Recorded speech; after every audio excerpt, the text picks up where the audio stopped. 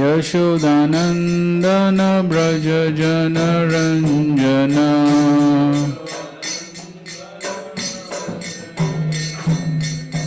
यशोदानन्दन व्रज जनरञ्जन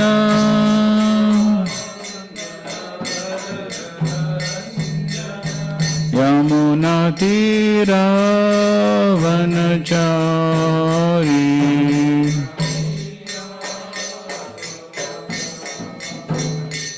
जय राधा माधव कुंज बिहारी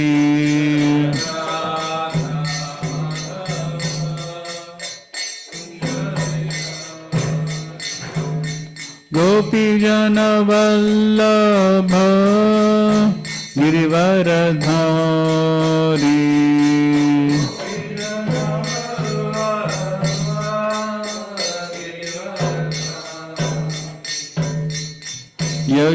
यशोदानन्दन व्रज जनरञ्जन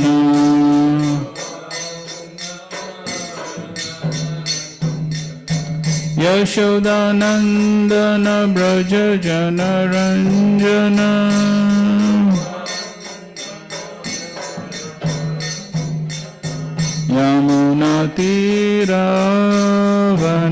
यमुनातीरावनचारी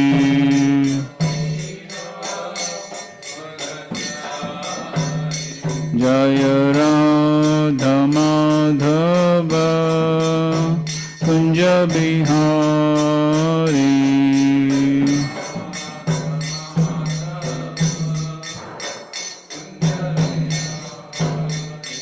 जय Radha Madhav Kunj Bihari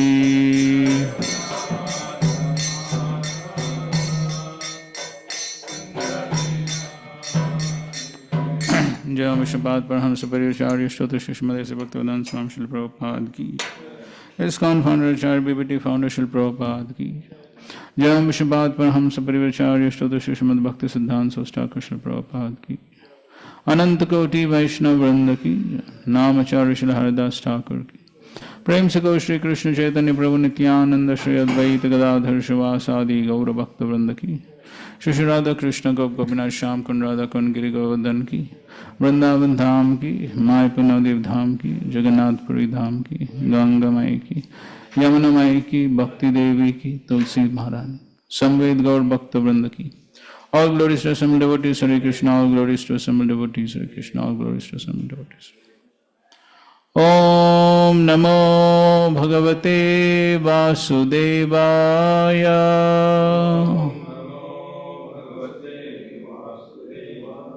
Om Namo Bhagavate Vasudevaya.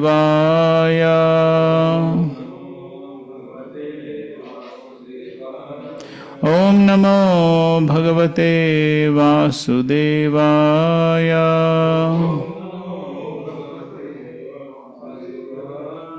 Narayanam Namaskritya Naram Chaiva Narottamam Devam Saraswatim Vyasam Tato Jayam Udirayet Nashtaprayesha Bhadreshu Nityam Bhagavata Sevaya Bhagavatyuttama Shloke Bhaktir Bhavati Neshtaki Om Jnanatimirandasya Jnananjana Shalakaya Chakshurunmilitam Yena Tasmai Shri Gurave Namaha Shri Chaitanya Manobishtam Sthapitam Yena Bhutale Swayam Rupa Kadamayam Dadati Swapadantikam Vandeham Shri Guru Shri Yuta Padakamalam Shri Gurun Vaishnavamsya Shri Rupam Sagrajatam Sahagana Raghunathanvitam Tam Sajivam Sadvaitam Savadutam Parijana Sahitam Krishna Chaitanya Devam Shri Radha Krishna Padan Sahagana Lalita Shri Vishakhanvitamsya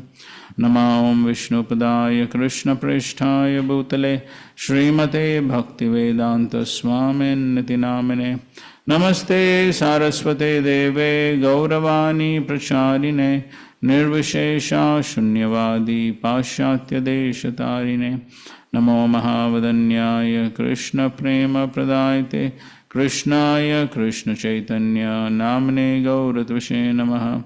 He Krishna Karuna Sindho Deenabandho Jagatpate Gopesha Gopika Kanta Radha Kanta Namostate Tapta Kanchana Gaurangi Radhe Vrindavaneshwari Vrishabhanu Sute Devi Pranamami Hari Priye Vancha Kalpa Tarubhyascha Kripa Sindhubhya Evacha Patitanam Pavanebhyo Vaishnavebhyo Namo Namaha.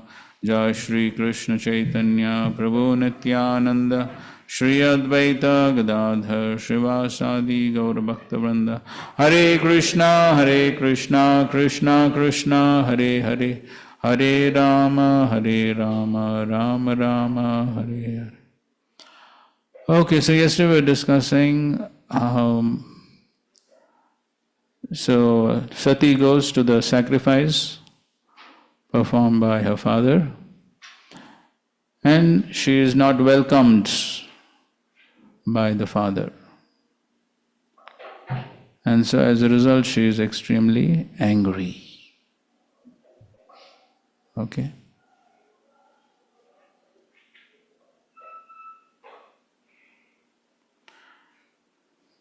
So text 11, chapter 4, text 11.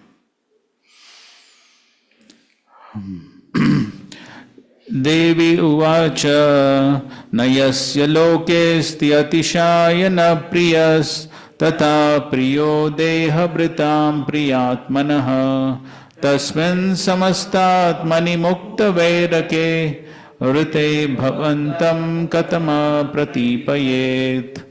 The Blessed Goddess said, Lord Shiva is the most beloved of all living entities. He has no rival, no one is very dear to him, and no one is his enemy. No one but you could be envious of such a universal being who is free from all enmity.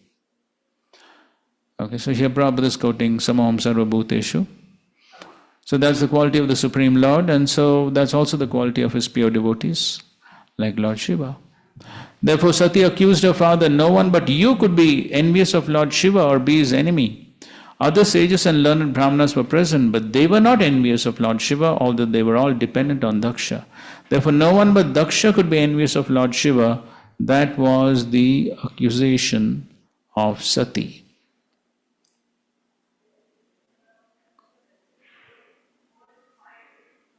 Okay, so these are 13 verses where Sati is criticizing Daksha.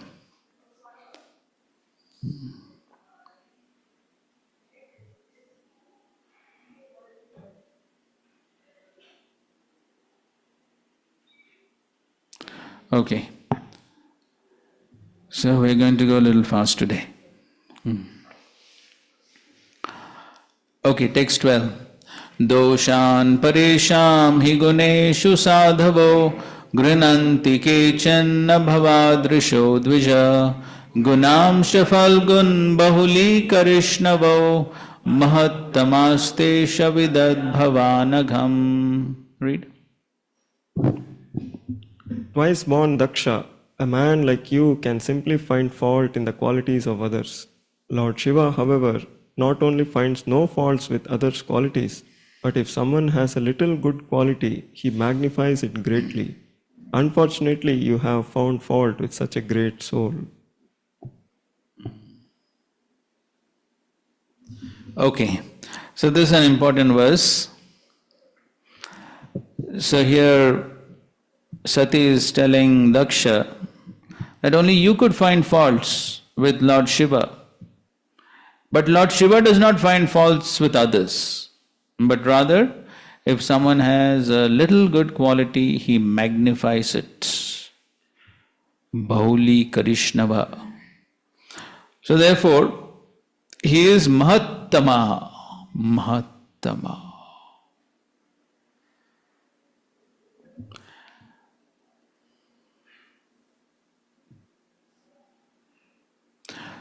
So as Prabhupada writes,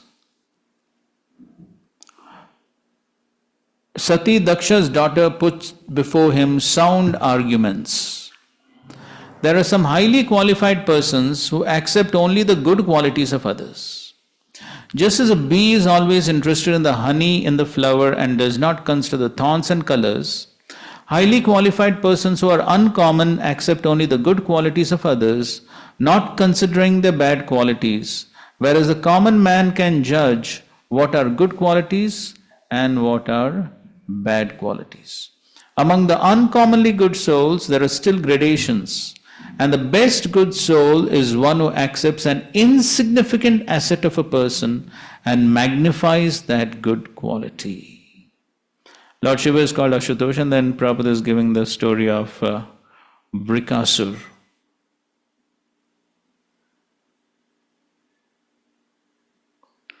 Further down, but Sati accused her father, you are just the opposite. Although Lord Shiva has so many good qualities and no bad qualities at all, you have accepted him as bad and found fault with him. Because of your accepting his good qualities to be bad, instead of your becoming the most exalted soul, you have become the most fallen.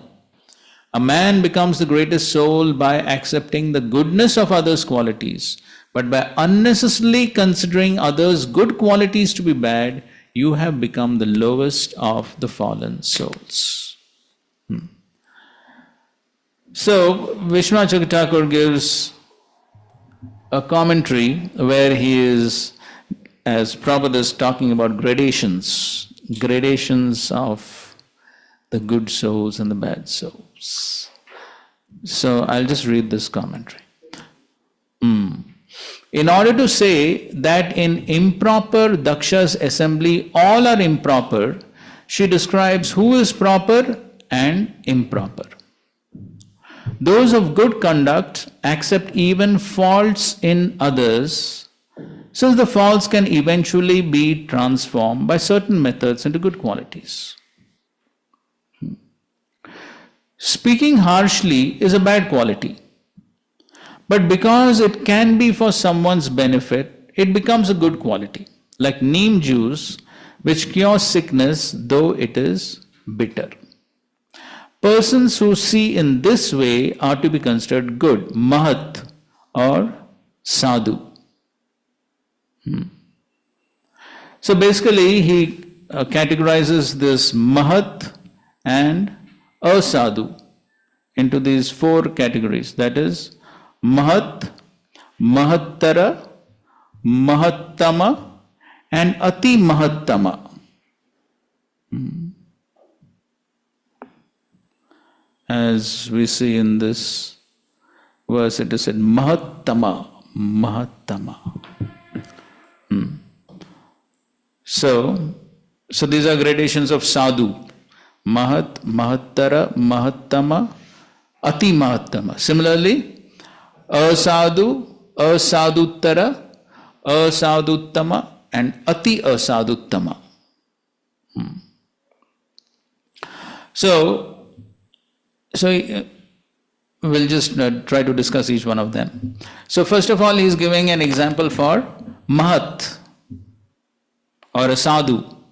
So who is that? So the mahat or the sadhu, he tells, okay, this is good, this is bad.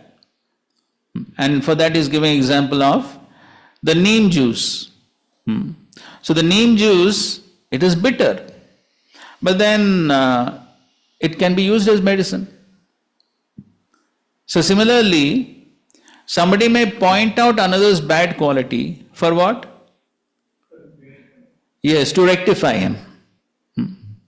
So somebody in a responsible position, who is responsible for helping someone, then he has to find the bad qualities, isn't it?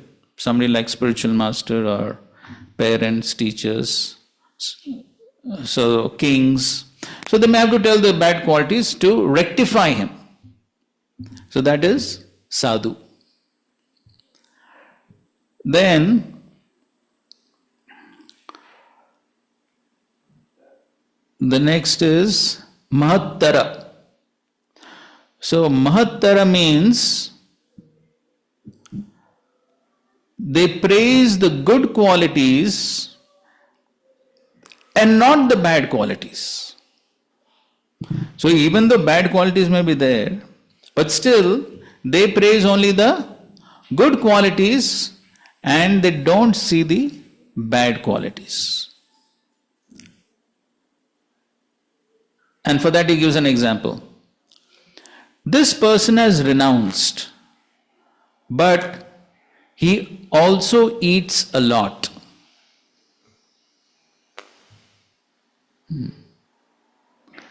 So that means what? So he is not seeing only the bad quality that he eats a lot. But what he is saying? He is saying the good quality that he has renounced.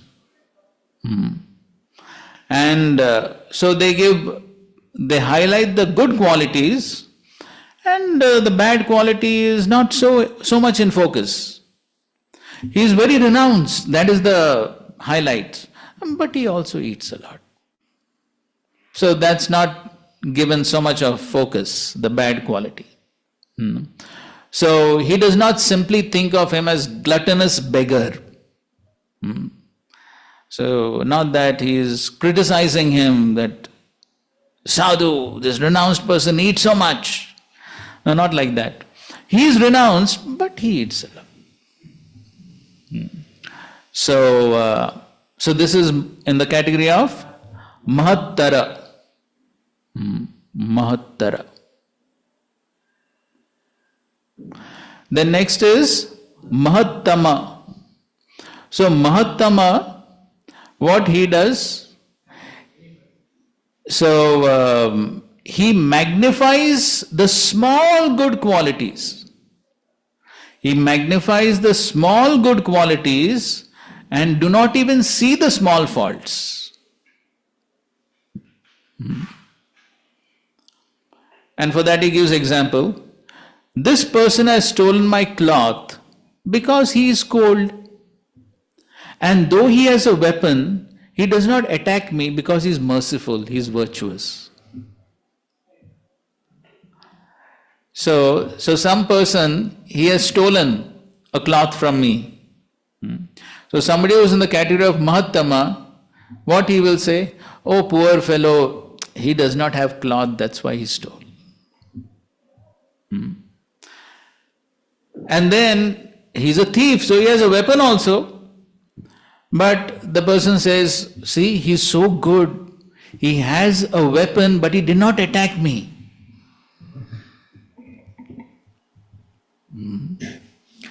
So, the small good quality is magnified. The small good quality is magnified. What is the small good quality? He did not attack me with the weapon. So that is a very small good quality, but that is magnified. Oh, he is so good, he is so virtuous, he did not attack me.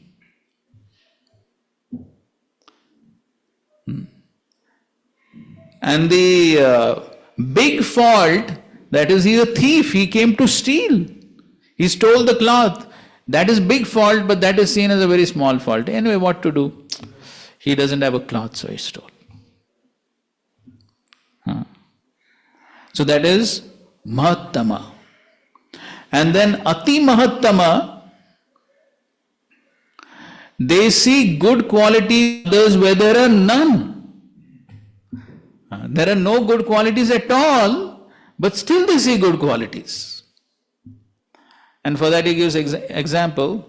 In this world, there are no bad people. Everyone is good. So he doesn't see bad at all. Zero. Everyone is good. So this is Ati Mahattama. That is of course the vision of the Uttamadhikari Mahabhagavat. So the Mahabhagavat thinks everyone is pure devotee except myself.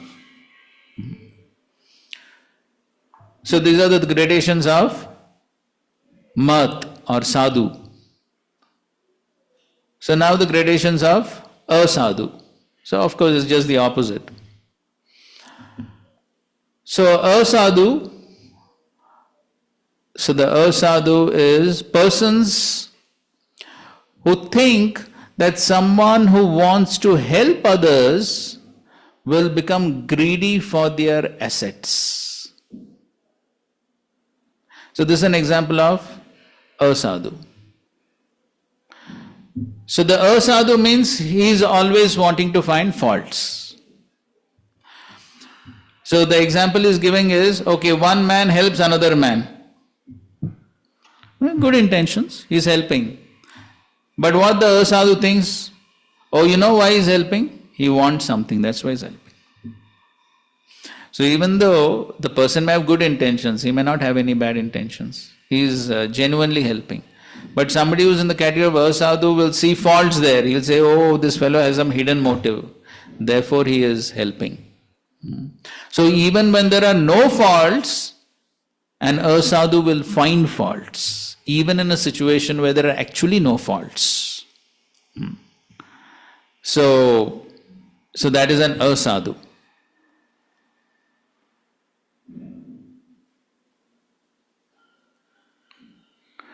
Then next is asadhuttara.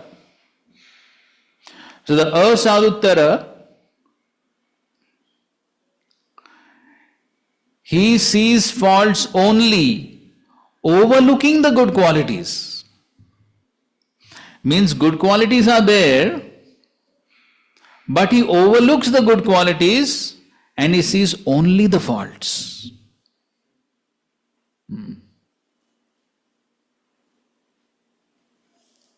So he gives example, and that is similar to what he gave for the Mahattara.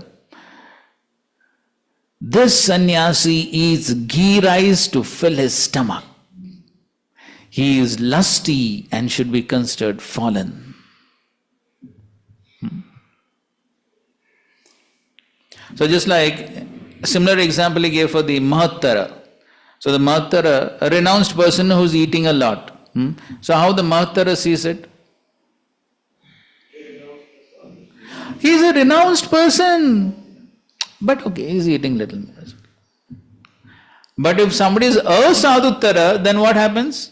Then he sees only the eating part.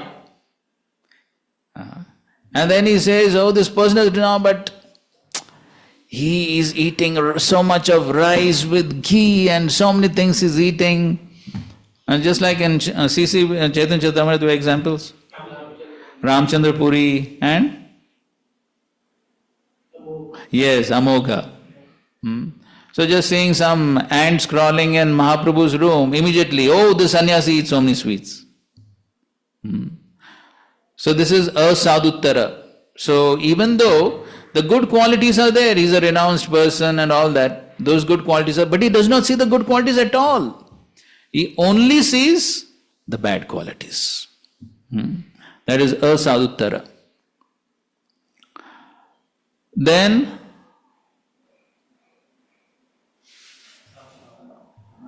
asadhuttama. So the asadhuttama, so again it's a further gradation of magnifying the faults. Take small faults and magnify them and see no good qualities at all. And so for that he gives example.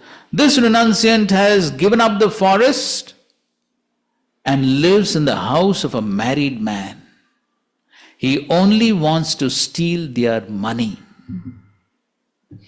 So some renunciant is staying in the Grihastha's house. For whatever reason, he's staying. But then, so somebody who's in this category of asadhuttama, what he will say? Oh, why this renunciant is staying in the Grihastha's house? He wants to steal money. That is why he is staying in the Grihastha's house. So there is no fault at all. That may not be the intention at all, to steal. But still, even though there are no faults, still he finds faults, magnifies them. Of course, Ramchandra Puri is the classical example for this, if you remember. So Ramchandra Puri would call the devotees and then he would feed them prasadam. And when they would say, enough, then what he would say? No, you should take more. Don't become dry renunciants. And then he would forcibly feed them, even though they would say, no, no, no. He would forcibly feed them, saying, don't become dry renunciant, you should take more. And then after they would take more, then he would say, after they would leave, then he would say, today I have seen these Vaishnavas, how much they eat, they are simply sense gratifiers. So that is how, even though there are no faults, so somehow create faults and magnify them. So this is asadhuttama. And ati asadhuttama, so just the opposite of ati mahattama. So he says, in this world, no one is good, everyone is evil. That is asadhuttama. Just like that pastime is there, no? Yudhishthira Maharaj was told to go and find a person. Huh?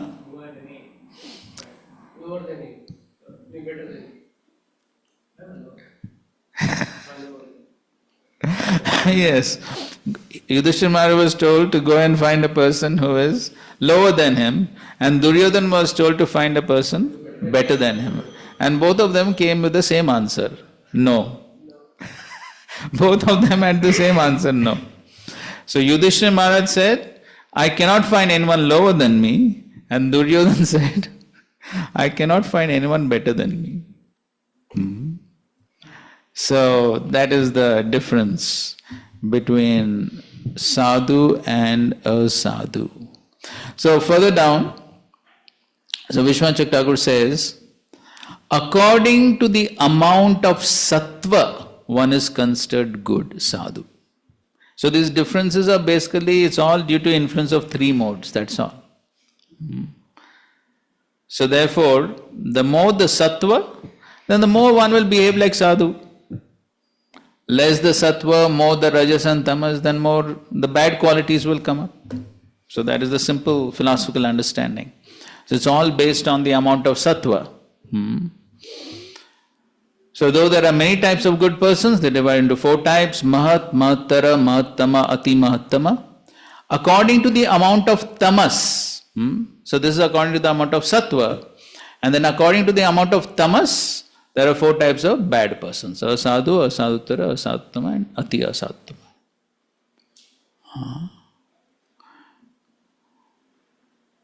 And then he says, one can also divide devotees into four types by the degrees of bhakti yoga, whose essence is Shuddha Sattva, filled with all spiritual qualities. And one can divide non-devotees into four types by the amount of offenses they exhibit. Shiva has been described as the dear soul of all beings, the cause of the universe and devoid of enemies. Because he is affectionate to all beings, seeing no fault anywhere, he is the most exalted, ati mahattama. But you find fault in such a person?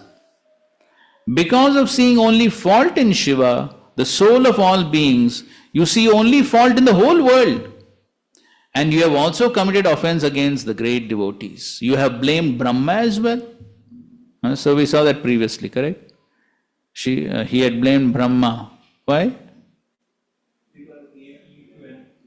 Yes, he gave the advice. So therefore, he says, therefore you are the very worst person, ati asadhuttama. So in this way, Sati is glorifying Shiva, and at the same time, she is chastising Daksha.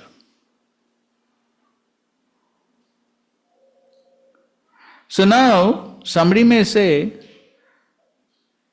but then isn't Sati finding faults now?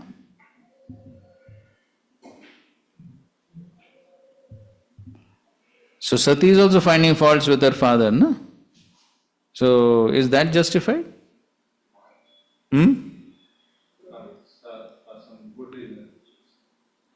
Okay, what's the good reason?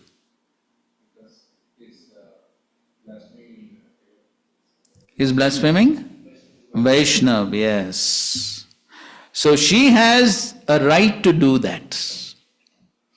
Because Daksha is blaspheming of Vaishnav, And so, ultimately everything has to be decided by what? Yes, Shastra. So then it is Shastra that is saying that if a Vaishnava is being criticized or blasphemed, one should not tolerate. That is what Shastra is saying. And so therefore what Sati is doing is correct, because it is on the basis of Shastra. Oh. Same point in this regard that Nandi retaliated against in the Sabha. Correct, so that Nandi.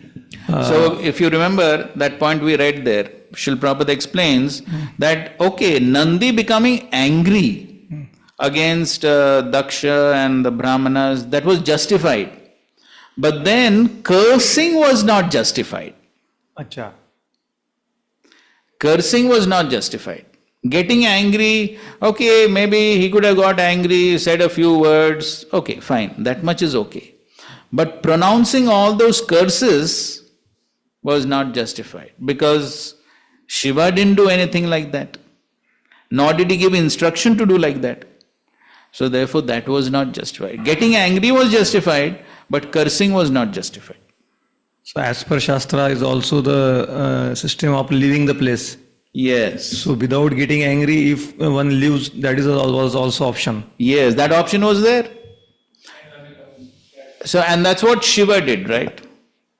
So Shiva just left. So he didn't say anything, he just left. And so, and that's what Srila Prabhupada writes in that purport, Nandi should have followed the behavior of Shiva. So that means they also, Nandi and the associates, they should have also left the place. In Sati's case, she cannot leave the place of the home and return back to her husband's home. Of course she could do that, but now he has already criticized, blasphemed, he has already done it. It is not that it is going on now. The blasphemy and criticism has already taken place. And the manifestation of that is, yes, no seat for Lord Shiva and disrespect towards Sati also. So that was the manifestation of the envy and the blasphemy. So that has already taken place. So therefore, she wanted to give him some good advice. And also establish the greatness of Shiva.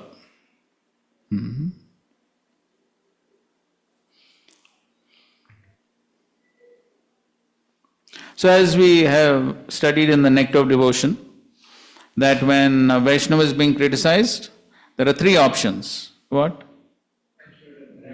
First is what? No, that is not the first option. What is the first option? What is the first option?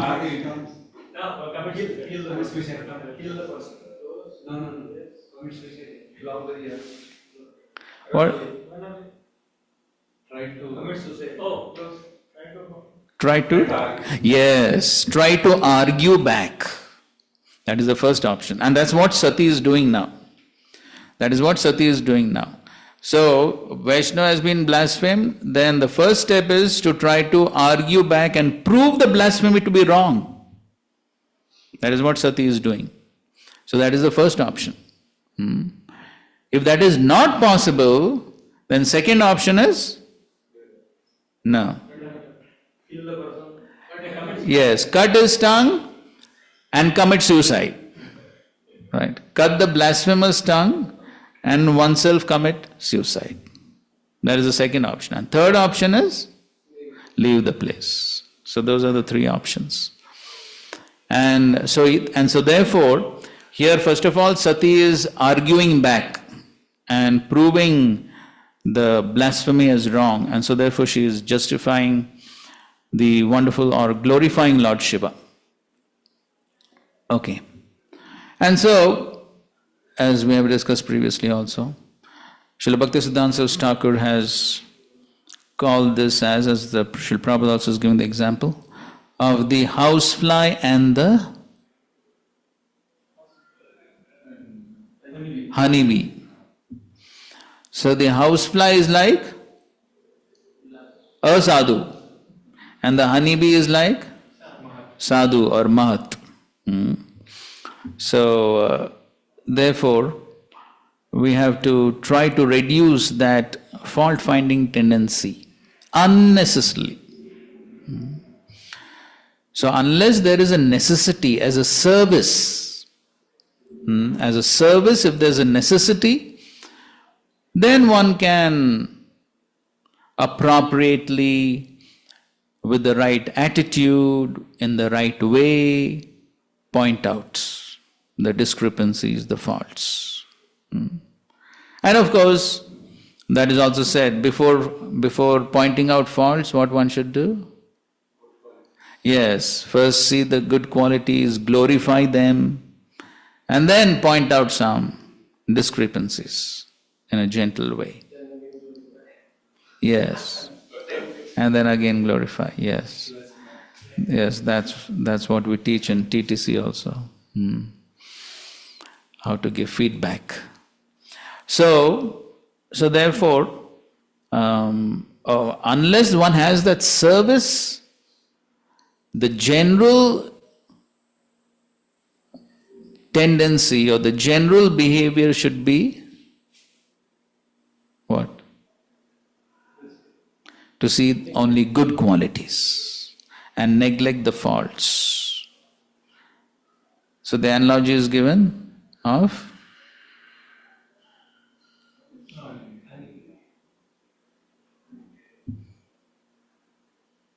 the moon.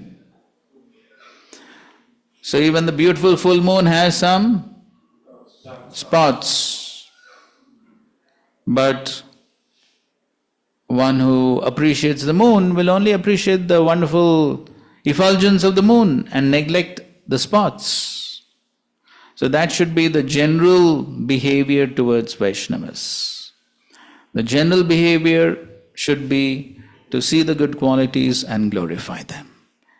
Though that is an austerity, because in the conditioned state, the natural tendency is, yes, to find fault. That is natural tendency. Why? Why that is natural? Because we have fault. What is that fault? What is the main fault we have? Envy. That is the main fault. That's the reason why we have come here, Ichcha Dvesha. So, the envy is there. And the manifestation of the envy is fault finding.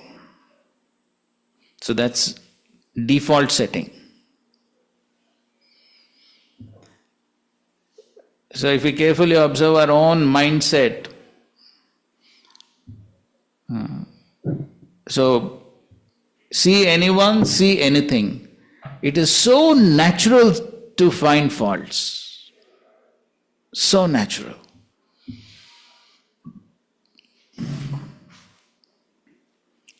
So therefore, as an austerity, one has to try to see good qualities. So there has to be a cultivation, practice. That is the only way to change this envious mentality and to change this default setting. So one has to make that endeavor to stop seeing faults and see good qualities. That endeavor has to be made. Then only that tendency will change. Otherwise, that's just the default setting. And so therefore, the Shastras do say that even though one may have a service to see faults, but still one should be careful.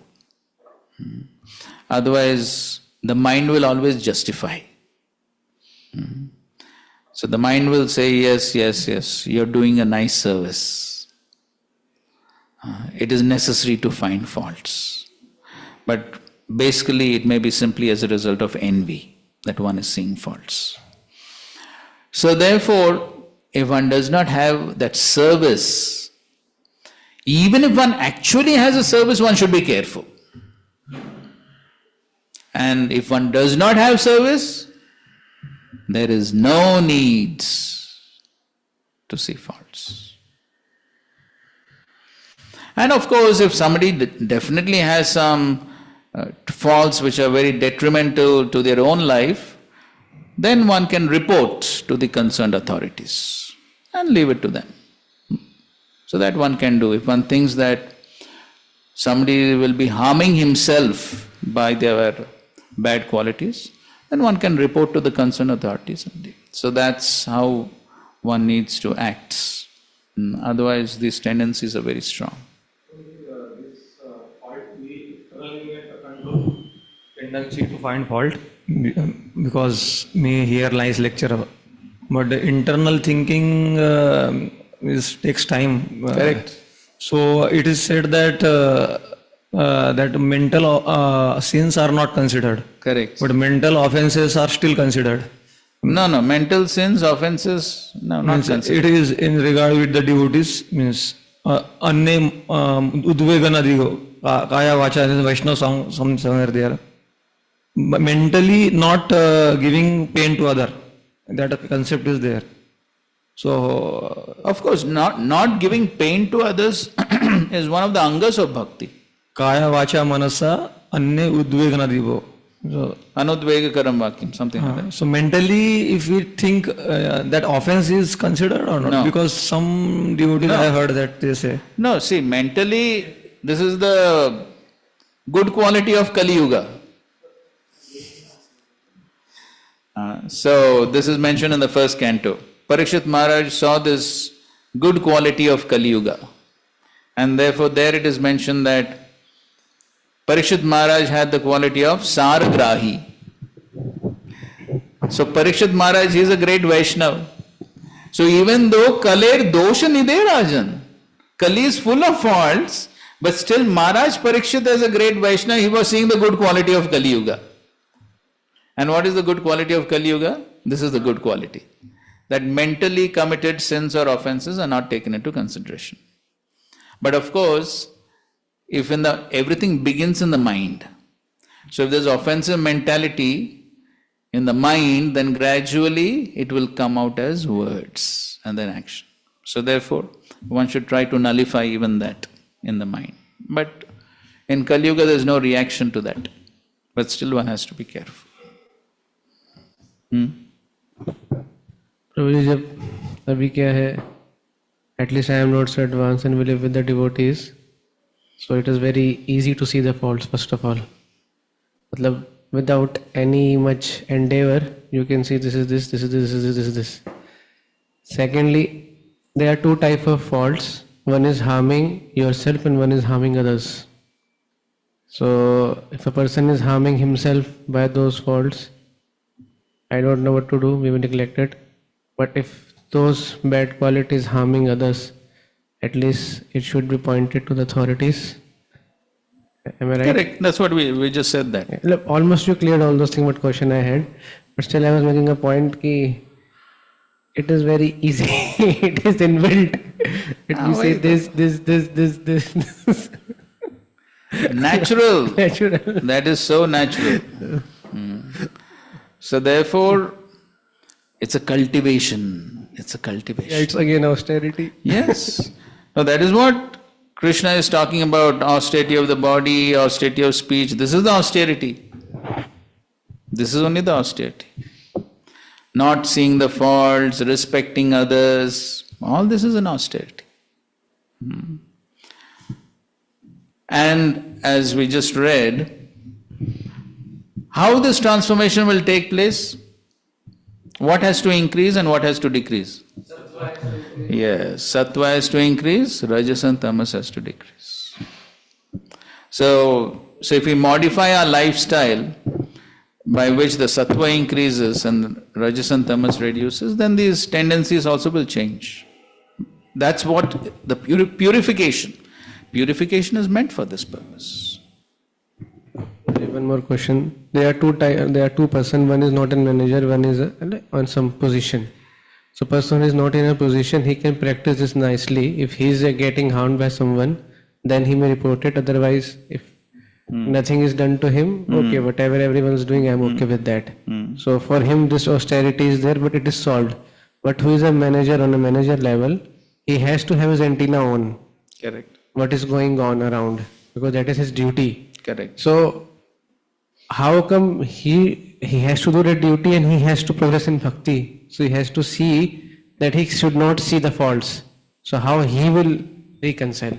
So that's what. So his seeing the faults is for service. As a service, he sees the faults. So definitely, it's a little difficult service. That service is a little bit more difficult because, yes, he has to see the faults only as a service. But then there is always a possibility that he will see the faults due to envy rather than as service. Or there could be a mix of both. And so, therefore, the managers take the risk. That's a risk. So, the risk is there that one can find faults due to envy, and then the envious mind will relish the fault finding. In the name of duty. Yes, in the name of service, one will relish the fault finding. In fact, that is the test. How much are we relishing the fault finding? So if we are doing it simply as a service, one will not relish it. Internally one will be quite upset.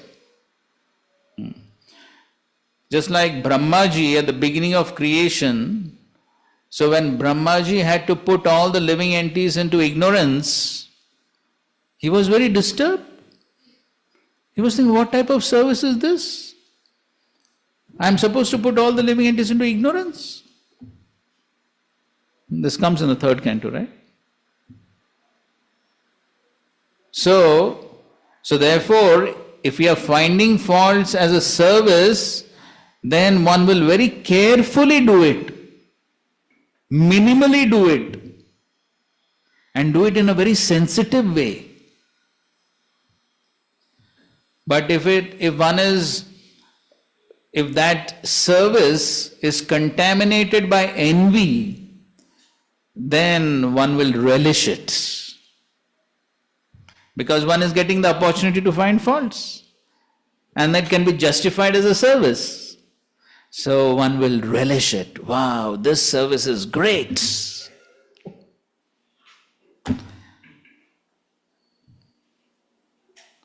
But then the result of that will be one's own degradation.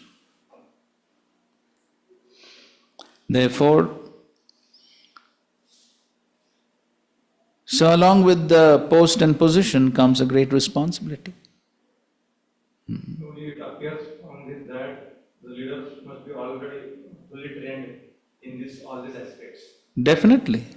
So, but the situation is that those who bring money, those having more followers, that we don't want to discuss. they become leaders. That's beyond the jurisdiction of our discussion here.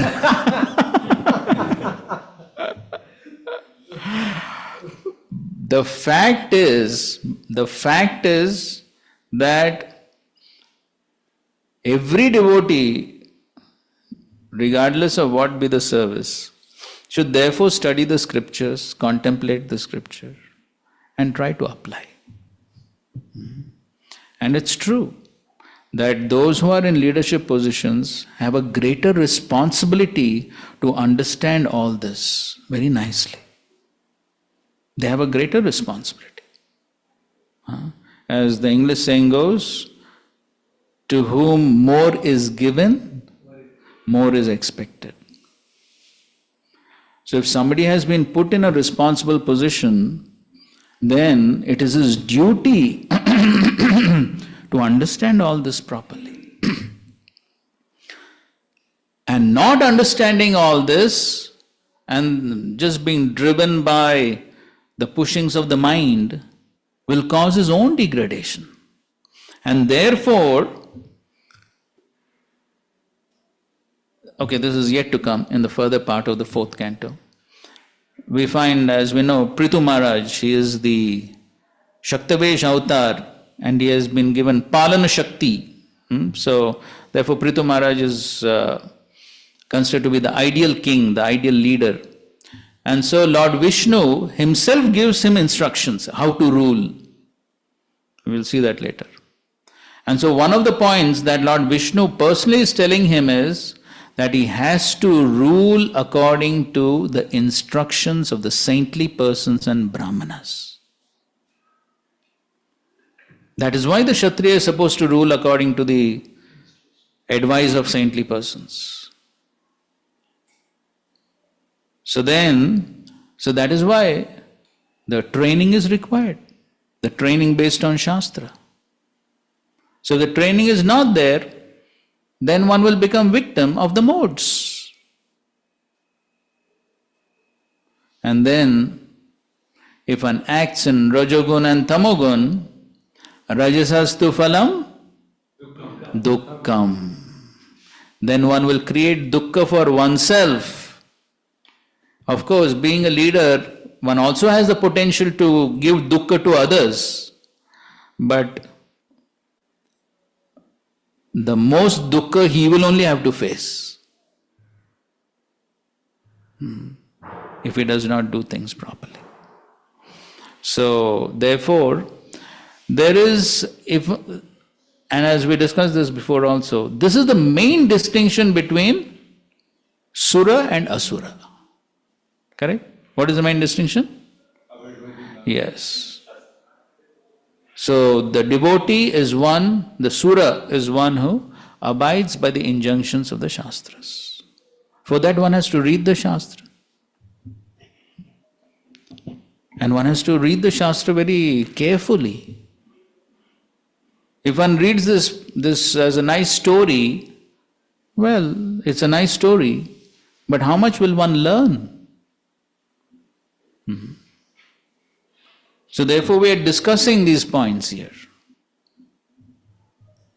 So that there is some discussion, then something will go inside from the discussion, some churning. That is what is required. This is one of the important activities of devotees. Krishna himself is saying, what? Yes, Machyutta Madgata Prana Bodhayanta Paraspara. This is what is required amongst devotees. And therefore, Srila Prabhupada, therefore he started Bhagavatam class, Bhagavad Gita class, and Prabhupada in so many lectures, Prabhupada talks about discussion. Prabhupada gave great emphasis on discussion. Not just mechanically reading or something like that. Discussion, there must be discussion. And of course, Srila Prabhupada wanted all these Shastric classes, every day 2-3 hours. So all this Srila Prabhupada wanted. Why?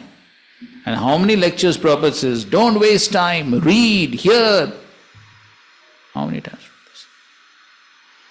So that's how we purify ourselves. Correct? The main problem is where? Where is the main problem? Rajas and Tamas. That is the main problem.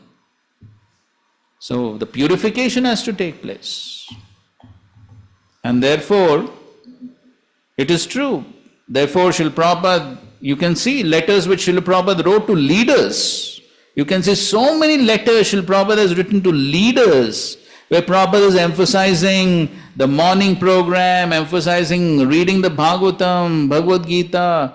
You can see so many letters Prabhupada has written to leaders, because you're the Acharati Shreshtas. So therefore, the leaders have an even greater responsibility to study the Shastra properly.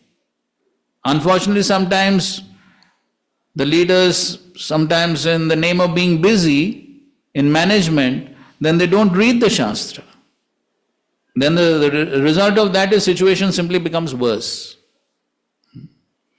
So therefore, you can see how many letters Prabhupada has written to the leaders, emphasizing these points. Of course, it applies to everyone.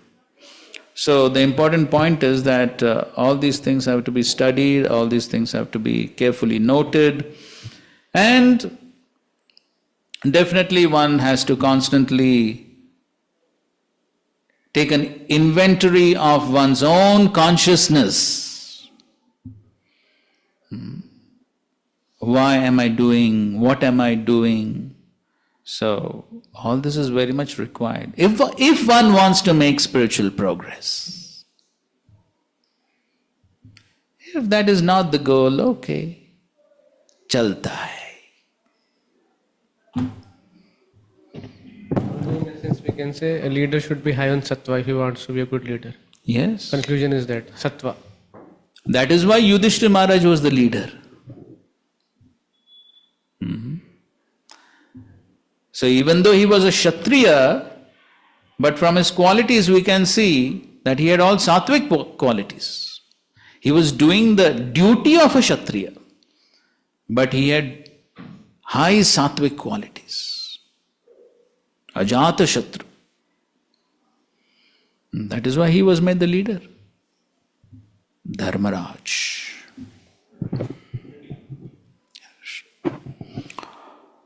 Okay, let's proceed. 13. Nascharyametad yata satsu sarvada mahad vininda kunapatmavadishu sreshyam mahapurushapadapam subir nirastatejasu tadeva shobhanam. It is not wonderful for persons who have accepted the transient material body as the self to engage always in deriding great souls. Such envy on the part of materialistic persons is very good because that is the way they fall down. They are diminished by the dust of the feet of great personalities. A little sarcastic remark. So she's saying, well, it's good, the envy is good. They will degrade themselves. Sati, continue. Wait. Okay, read the purport to this verse, 13th verse. Everything depends on the strength of the recipient. For example, due to the scorching sunshine, many vegetables and flowers dry up, and many grow luxuriantly. Thus, it is the recipient that causes growth and dwelling. Similarly, Mahi Asampada Rajavidyalaya, the dust of the lotus feet of the great personalities, offers all good to the recipients, but the same dust can also do harm. Those who are the offender at the lotus feet of a great personality dry off, their godly quality diminishes. A great soul may forgive offences, but Krishna does not excuse offences to the dust of the great soul feet. Just as one can tolerate the scorching sunshine on one's head, but cannot tolerate the scorching sunshine on one's feet. An offender glides down more and more. Therefore, he naturally continues to commit offences at the feet of a great soul.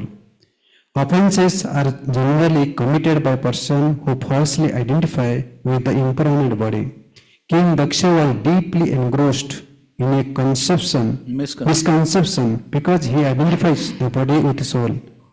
He offended the lotus feet of the Lord Shiva because he thought that his body, being the father of the body of Sati, was superior to Lord Shiva's. Generally, less intelligent men misidentify in that way, and they act in the bodily concept of life. Thus, they are subject to commit more and more offences at the lotus feet of a great soul. One who has a concept of life is considered to be in class of animals like crow, cows and asses. Yes, so that is the bodily misconception. So the offenses usually take place because of the bodily misconception. So just like here, so on the bodily platform, Daksha is saying, oh, I am father-in-law, he is in-law, so I am superior, I am senior, he is junior, he should stand up. So all this bodily conception. And that is usually the cause for all offenses. Seeing on the bodily platform, seeing material successes and material failures. So then one gets the superiority complex. So one thinks, I'm a better manager, or I'm a better preacher, better cook, So when the superiority complex comes, then the next thing is what? If one thinks I am superior, yes, then you say others inferior. If I think I am superior, the natural tendency is others are inferior. And so when one thinks others are inferior, then what? Yes. Then I can do anything. I am superior. After all, I am superior. I have bigger position than you. This is what is happening here. Daksha is thinking, I am father-in-law. I am superior. The Shiva is junior. So he should respect me. Why he is not respecting me? So then the blasphemy, offenses, then everything happens. So therefore, the main cause is the bodily misidentification. And that's what Prahlad Maharaj says. You can read this, 7.5.12. You can read it later on. That both that verse and purport are very important. But in both the verse and purport, basically Prahlad Maharaj is saying that if you see from a spiritual perspective, there is no high and low. Because everyone is soul. And what is every soul's position? Servant of the Supreme Lord. So who is high, who is low? Everyone is servant. So, though in an institution there may be posts, positions, hierarchy, but then ultimately everything is a service. Correct. For the smooth functioning of the institution, there have to be different services, right? But ultimately everything is just a service. And therefore Srila Prabhupada explains that even the spiritual master, even the guru, what he thinks? I am servant of the disciples. And therefore it is said that when disciples would offer obeisances to Srila Bhaktivedanta Swami Thakur, what he would say? Dasosmi. So the guru also does not think I am superior to the disciple. He thinks this service has been given to me. So I am a servant of the disciples. He doesn't consider himself superior. Shiva was in higher platform, Vasudeva platform, so it was not obvious to him. But if a superior like you yourself sees some devotee, the attitude itself not good, he don't have that attitude towards you. For example, Bharaspati came in assembly. You have to speak in the mic, otherwise they won't be able to hear. For example, Bharaspati came in the assembly and he see the attitude of the Indra was not good, so he left that assembly. So he was not concerned about his respect, but he see that it's something not good here. So he left that. So sometimes seniors may behave in a way which may not be, means they may not be amanina mana, they may not be doing that. Because they feel that this is not the situation to deal anyway, means any reciprocation need not be done here. Because the person itself is, means, so in that case also, means is that behavior is okay, means for example. See, understand the principle. The principle is that I am supposed to act like servant. That is the principle. So that means in that particular situation, what is the best way I can serve? That is what one should consider. So just like a spiritual master, so sometimes a spiritual master may chastise the disciple, and sometimes the spiritual master may glorify the disciple. But both are for what? Both are for the disciple's benefit.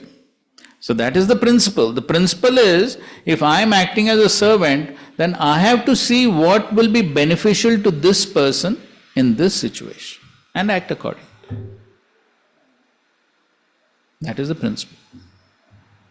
So means senior devotees, means for example, senior devotees are there and some new devotees coming. He had some kind of hatred that perceived by the seniors towards him. So they don't want to talk and they want to just see and not see like that. They behave that way. So should senior bow down to them and then talk with them and this thing, or he should carry on with his activity, because their attitude is not to approach seniors. That is the case. So in that case, what's our responsibility? Means because some people will be having some other attitudes without reason. That is all correct. So therefore the same point. Therefore, in that particular situation, what is best for the devotee, that should be seen. So, in that situation, if neglecting that person is what is best for him, then that is fine. If befriending him is the best thing to do, then that is the best thing. So I have to see in that situation what is good for this person. That is the meaning of being a servant. It is not what I like and dislike. So if I think this person is not behaving properly with me, therefore I will neglect him. But then that is just my inimical attitude, isn't it? But is it going to be beneficial for that person? That I have to decide. See, again, the default setting in the material world is what? Again, due to the bodily misconception. The default setting is everyone thinks about one's own likings and dislikings. Correct? This person is behaving properly with me, so I'll behave properly. This person is not behaving properly with me, therefore he is my enemy. This is usually how we behave. So, but when we talk about being a servant, then one has to see what is best for that person and act accordingly. So sometimes neglecting a person may be the best thing. And sometimes acting in a cordial way, in a friendly way, maybe that is the best thing. So one has to decide. Yes, case to case, time, place, circumstances. One has to decide. But one has to understand the principle. And the principle is how to best serve. That is the principle. Taken? Okay. So, that is what Sati is saying here. So, Sati is saying that yes, so for such materialistic people who are on the bodily platform, when they commit offenses, then the same dust of the lotus feet of the great souls, which can also uplift the person, causes degradation. So Prabhupada is giving a nice example here, just as one can tolerate the scorching sunshine on one's head, but cannot tolerate the scorching sunshine on one's feet. So the point is, a great soul may forgive offenses, but Krishna does not excuse offenses to the dust of that great soul's feet. So because the great souls are on the feet of the Supreme Lord. So therefore, when the great souls are offended, then it is just like the feet being heated. So we all have experience, right? So just like, especially on the sandy beach, so one can tolerate the heat from above, but if there is hot sand, very difficult. And what are the examples for this Siddhanta? Vaishnava may tolerate, but Krishna does not tolerate. Yes, one is the Pandavas, Ambarish Maharaj. So these Vaishnavas are ready to tolerate. But because the Vaishnavas are situated at the lotus feet of the Supreme Lord, so therefore when the Vaishnavas are offended, it is just like the feet getting the scorching heat. So that Krishna cannot tolerate. And therefore the result is, Krishna withdraws the mercy and the offender glides down more and more. And what is the result of that? He naturally continues to commit offenses at the feet of the greats. So when Krishna withdraws the mercy, what happens? The sattva will reduce further. By the mercy of the Lord only we are able to maintain some sattva. So when Krishna withdraws the mercy, the sattva will reduce even further. And when the sattva reduces even further, then what will happen? The fault-finding tendency increases further. And that is how the person glides down further and further. And that is why when one commits a Vaishnava aparadh, so If one does not rectify oneself by appropriate means, then one can glide down further and further, ultimately to the point of no devotional service. And that is why Chaitanya Mahaprabhu compares to Hatima, mad elephant that will totally uproot the Bhakti Lata. Why? This is the reason. So the devotional service practically comes to nil. That is what happens. Mike. Haridas Thakur's case, that he was beaten in 22 marketplaces. Also, he was praying that they don't know what they are doing, so please forgive them. Or Jesus also prayed. So, in those cases, means as per this understanding, they must have been punished by the Lord. But in Durvasa's case, Amrish was praying, and he returned to his place, and he was forgiven. In that case, so what makes the Vaishnava offense nil is to reciprocation amongst the offender and offended. So then one has to follow what the Shastra says. So what is the rectificatory measure for a Vaishnava aparadh? Yes, one has to go beg for forgiveness. Not only that, also serve, glorify in such a way that the Vaishnava is pleased. That is the first step. So, second step is serious repentance. One has to seriously repent for one's offense. And the third step is chanting the holy names. But of course, third, Vishwanath Chakravarti and Madhur Kadamani very clearly says the third step is not a substitute for the first two. One cannot say, I will not go and beg forgiveness, I'll simply chant the holy name. No, Krishna will not accept that.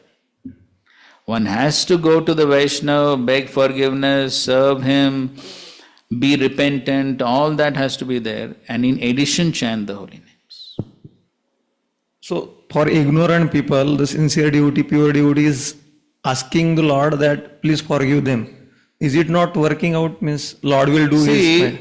In that case, that is not to be considered an offense at all. Yes, you can call it a sin, but because they are ignorant.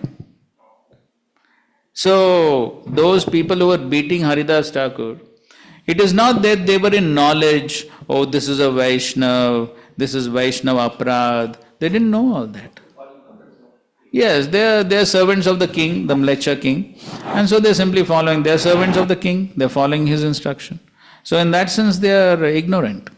And so therefore, they will not get the result of a Vaishnava aparadh. So therefore, Vaishnava aparadh, when an activity is called as Vaishnava aparadh, when knowingly due to envy one commits the offense. So one knows this is Vaishnav. One knows I have to behave properly with him. In knowledge, but what to do? Envy. And then purposefully, knowingly, one tries to pull down the Vaishnav by criticizing, blaspheming, all that. Then it's considered to be a Vaishnava aparadh. Yes. In one case, then Rupa Goswami was meditating. Then in that case, his meditation broke because he unknowingly laughed. So in that case, how can we relate this? Yes. So therefore, see that pastime goes to show that how one must be very careful in all dealings. That is what that pastime goes to show. Surely, Rupa Goswami did not commit offense. Because again, it was totally unknowing. He was absorbed in his own meditation, he did not even see that Vaishnava who was coming. He did not even see him. We don't know how much he knew him. But in any case, there was no question of envy. So that activity of Rupa Goswami does not fall into the category of a Vaishnava aparadha at all in the first place. But still, the incident is there to show that how even unknowingly if a Vaishnava is displeased, there is likely to be some reaction. That is what that incident goes to show. And it sort of warns us that how one should be extremely careful in all dealings. But what Rupa Goswami did over there is never to be put in the category of a Vaishnava aparadha. And of course, as far as the reaction is concerned, Rupa Goswami's meditation broke at that point of time. But there is no mention of any further degradation, isn't it? And there's no possibility also. So that's a very minor thing. But at the same time, it shows that how one should be careful in one's dealings, not to displease anyone, not to displease a Vaishnava. Okay? Yes, Lord. So, yes. So therefore, all these are very important points. And so, the beginning of the purport, Prabhupada is again giving a nice analogy. Due to the scorching sunshine, vegetables and flowers dry up, and some also grow. So both things can happen. So by serving the dust of the lotus feet of Vaishnava, one can make great spiritual progress. But if one offends that same dust, one can degrade oneself. So therefore, one should be extremely careful.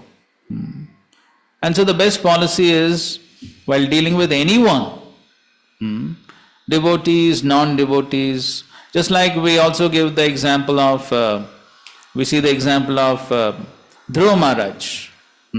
So when Suruchi offended Dhruva, was he a devotee? No. But still she got reaction.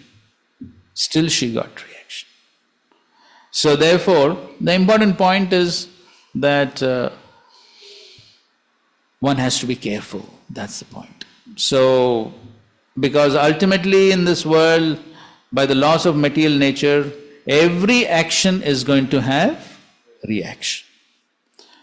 So any action, any dealing with anyone is going to have reaction. So therefore, the best policy is be careful while dealing with every living entity. And that is Vaishnava, as Prabhupada says in many lectures. A Vaishnava does not even want to harm an ant. That is the Vaishnava understanding, because the Vaishnava understands that even the ant, even the worm, they are also part and parcel of Krishna. So therefore, they are careful even while dealing with them.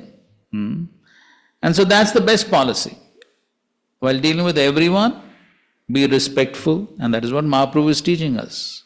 Trinadapi sunichena tarorapi sashna. So if one follows that policy, as Mahaprabhu is giving in that verse, then life will actually become very peaceful. Then one can peacefully chant. Otherwise, if one does not follow that verse, then some offenses, some sin, something will happen, then some reaction, then chanting will be disturbed. So, following those principles are very important for spiritual progress. Sorry, small question, but regarding these ants, they come up anywhere. Means even if sweeter is not there, they come up anywhere, and then we have to without desire, I have to broom, and we may do it carefully, but many ants dies. Many times it happens. So whatever is possible. Very difficult sometimes. So that's what. So one can be careful, that's the point. One can be careful. It's not always possible. So therefore, yes, so that whole discussion is there in the Bhagavad Gita also.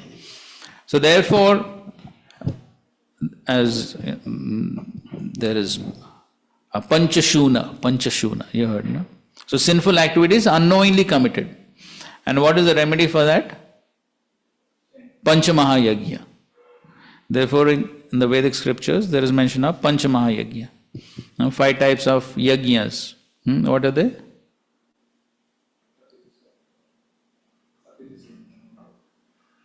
Of course, that is also one. Deva yajna, Brahma yajna, Pitri yajna, Bhuta yajna, Nir yajna. You didn't hear this before? Yes, in Bhagavad Gita discussions we discussed this. So Deva Yajna, worshipping Devatas. Brahma Yajna is studying this Shabda Brahma, studying the Vedas. Then Pitri Yajna, worshipping forefathers. Bhuta Yajna, that is living entities. So serving the living entities. Like we find some people, they feed pigeons. Some people feed dogs. You can see, especially I have seen in some dhams, in the dhams people do these things. Some people feed the monkeys also, that's correct. So this is Bhuta Yajna. And Nir Yajna means human beings, so serving the other human beings. So, but of course, in the current age of Kali Yuga, all this is not possible, therefore only one Yajna. Yes, Sankirtan Yajna. So that is how we neutralize all these unknowingly committed sinful activities. That's how they get neutralized. So we cannot totally avoid this. See, forget about, you're talking about ants. Knowingly seeing ants, you have to broom them. But how many times while walking without your knowledge, how many ants may get killed? Correct? How can you avoid? You can't avoid. So unknowingly so many sinful activities take place. Therefore one has to perform yajna. If one does not perform yajna, then one will have to face the reaction for all those sinful activities. If one does not perform. Therefore Krishna is saying that yajna tat karmanyatra lokoyam karma bandhana. If one does not do yajna, then bandhana. Okay? Okay. 14th verse. Okay, let's read the translations. Sati continue, my dear father, you are committing the greatest offense by envying Lord Shiva, whose very name consisting of 2 syllables, Si and Va, purifying one of all sinful activity, his order is never neglected. Lord Shiva is always pure and no one but you envy him.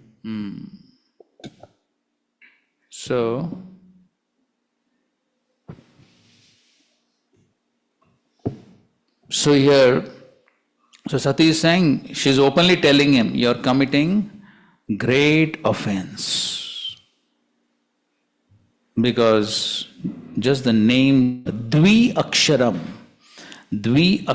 Nama, Shiva, Gira Iritam Ninam Sakrit.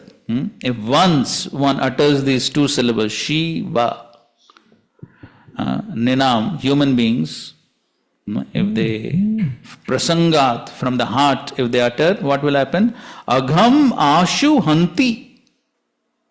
All sinful activities will be immediately destroyed. That is the potency of just chanting Shiva. Why? Because he is Pavitra Kirtam. And so therefore she is saying you are committing great offense because of this Dveshti Shivam, you envy Shiva, and therefore you are committing this great offense. As Prabhupada writes, since Lord Shiva is the greatest soul among the living entities in this material world, his name Shiva is very auspicious for persons who identify the body with the soul. If such persons take shelter of Lord Shiva, gradually they will understand that they are not the material body but a spirit soul. Shiva means Mangal or auspicious. Okay, fine. And then further down again Prabhupada is quoting that verse. Sattvam Vishuddham Vasudeva Shabditam. Lord Shiva is always in meditation on the lotus feet of Vasudeva Shri Krishna. Thus the auspicious position of Lord Shiva is realized if one takes to the worship of Vishnu, because Lord Shiva says in the Shiv Puran, the topmost worship is worship of Lord Vishnu. And then further down Prabhupada says, one should not however make the mistake of considering Lord Shiva and Lord Vishnu to be on the same level. That is also an atheistic idea. Okay, next, 15. You are place of Lord Shiva, who is the friend of all living entity within these three worlds. For the common man, he fulfills all desires. And because of their engagement in thinking of his lotus feet, he also blessed higher personalities who are seeking after Brahmanda, transcendental bliss. Brahmananda. Yes. So here, so Sati is basically glorifying all the wonderful qualities of Lord Shiva in all these verses, as we can see. So she's saying that Lord Shiva is Vishwa Bandhave, is the friend of all living entities within the three worlds. And so she's describing how Lord Shiva, he is Vishwa Bandhave. And so in whatever way one approaches him, then Lord Shiva reciprocates accordingly. So if one comes to him with material desires, he fulfills them. But if somebody wants Brahmananda, then he fulfills that also. As Prabhupada writes, there are two classes of men. Those who are grossly materialistic, who want material prosperity, their desires are fulfilled if they worship Lord Shiva. And next, those who are disgusted or frustrated with the materialistic way of life, worship Lord Shiva to attain salvation, which entails freedom from material identification. So that is the impersonalists. So the Mayavadis. So the Mayavadis are also worshippers of Lord Shiva. So then Lord Shiva reciprocates accordingly. So whatever they want, they get from Lord Shiva. So therefore Prabhupada writes further down, thus it was not good for Daksha to create enmity towards him. Even Vaishnavas who are above both the ordinary and the elevated men in this world also worship Lord Shiva as the greatest Vaishnava. Thus he is the friend of everyone, the common men, the elevated men, the devotees. So no one should disrespect or create enmity towards Lord Shiva. 16. Do you think that greater, more respectable personalities than you, such as Lord Brahma, do not know this inauspicious person who goes under the name Lord Shiva? He associates with the demons in the crematorium. His locks of hair are scattered all over his body. He is garlanded with human skulls and smeared with ashes from the crematorium. But in spite of all these inauspicious qualities, great personalities like Brahma honor him by accepting the flowers offered to his lotus feet and placing them with great respect on their heads. Right. So that was the accusation of Daksha, right, in his blasphemy. He was accusing him of smearing himself with crematorium ash and putting skulls, this, that. So now she is saying, okay, he does all these things, but if he was a condemned person because of all these things, then why even Brahma is worshipping him? So Brahma does not know. So you are accusing him of all these apparent bad qualities, but then why is even Brahma worshipping him? As Prabhupada writes, it is useless to condemn a great personality like Lord Shiva, and this is being stated by his wife Sati to establish the supremacy of her husband. So, although he appears inauspicious, why do personalities like Brahma respect the dust of his lotus feet and place on their heads with great respect those very garlands which are condemned by you? Since Sati was a chaste woman and the wife of Lord Shiva, it was her duty to establish the elevated position of Lord Shiva, not only by sentiment, but by facts. So that was a duty. So of course, the duty is two ways. One is husband and second is Vaishnava. So from both viewpoints, it was a duty to establish the greatness of Lord Shiva.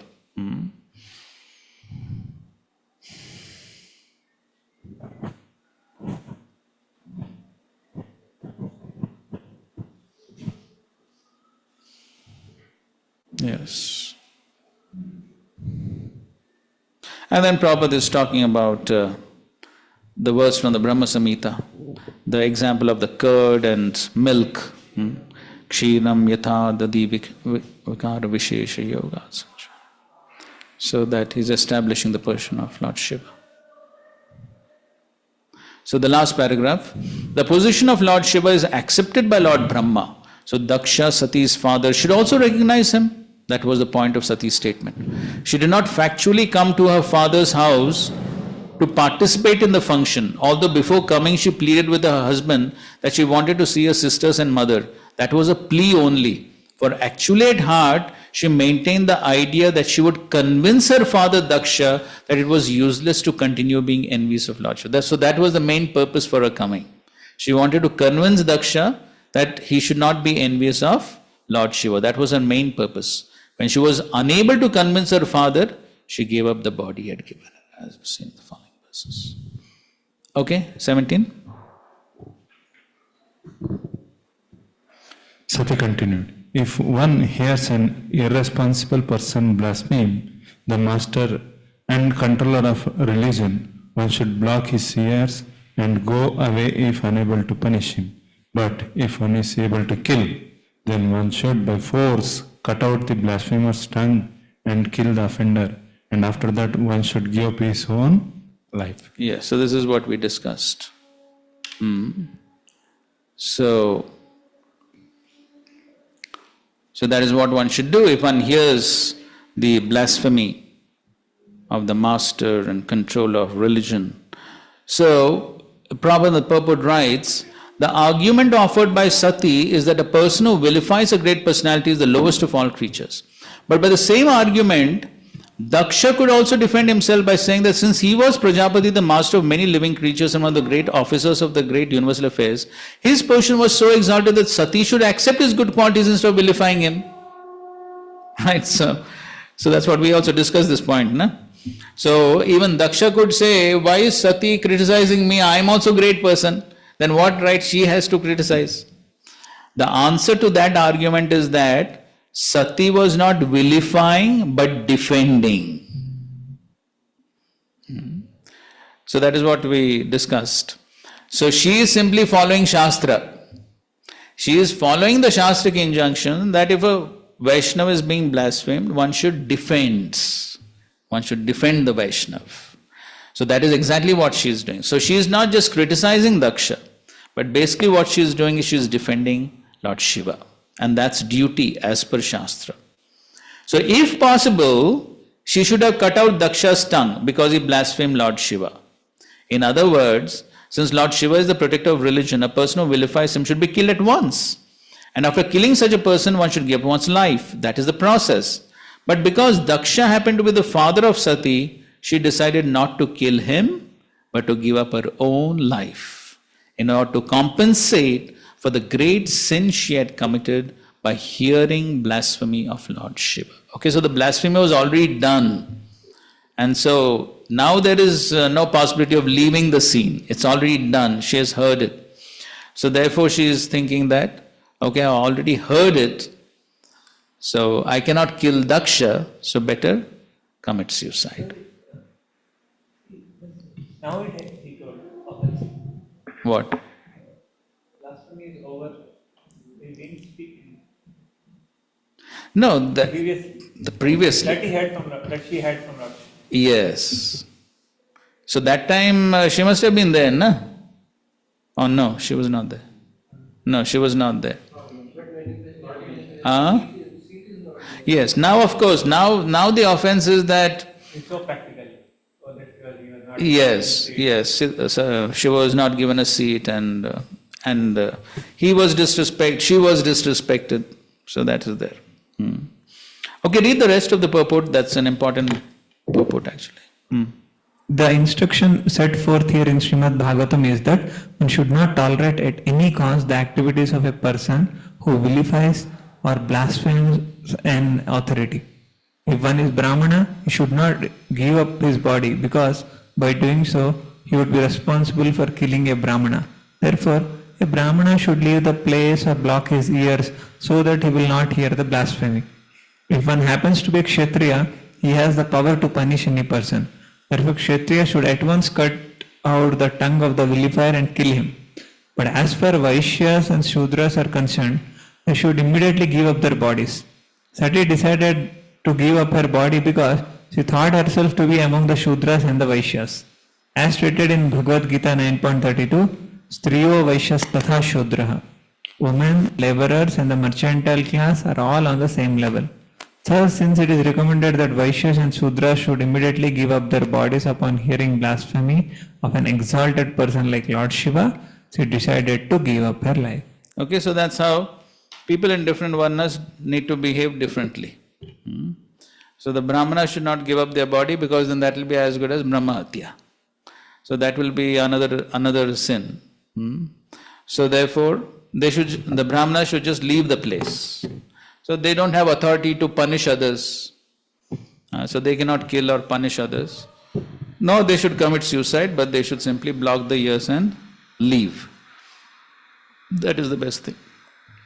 Kshatriyas can punish, Vaishyas and Shudras can give up their life. So that's how different people should act. Nowadays, day of media, so many students we preach and they hear so many type of videos against ISKCON also. Correct. And they want to hear our opinion about that.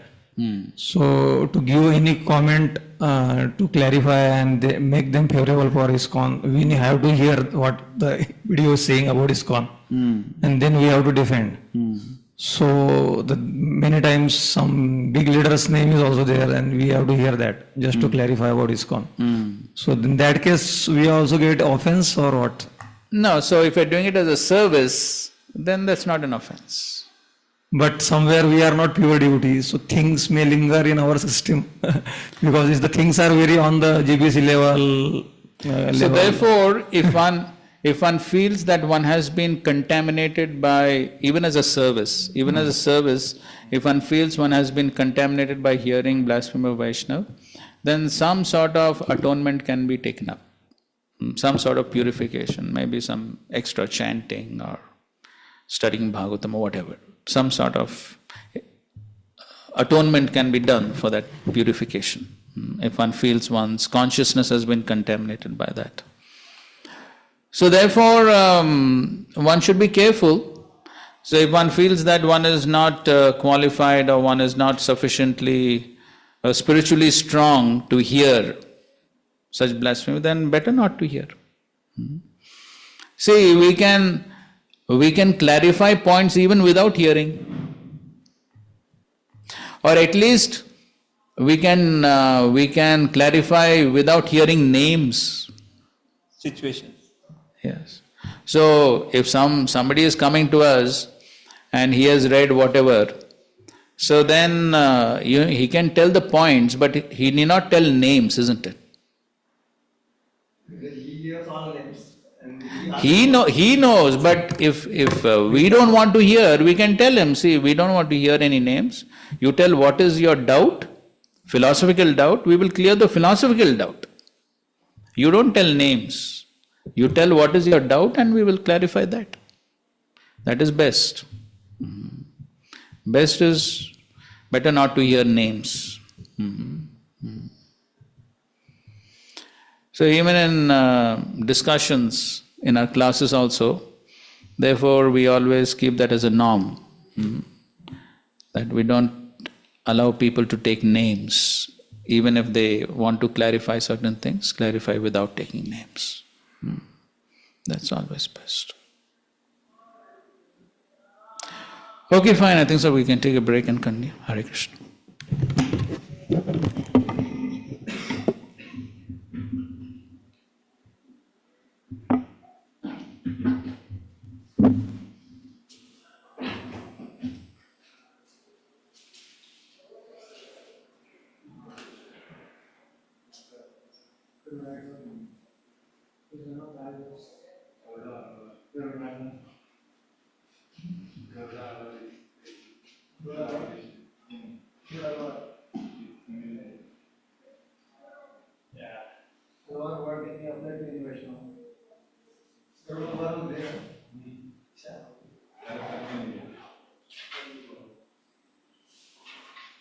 Name of the Vaishnava Garuda is appeared somewhere.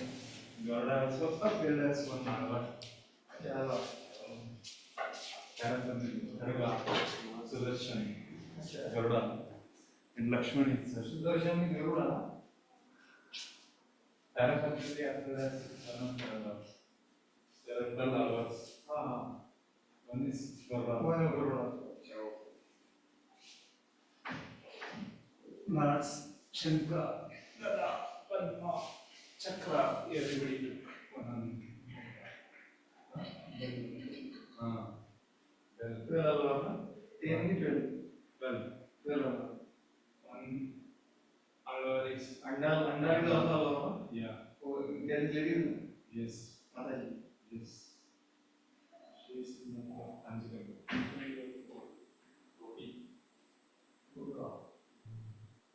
One hour build this temple, Srila temple.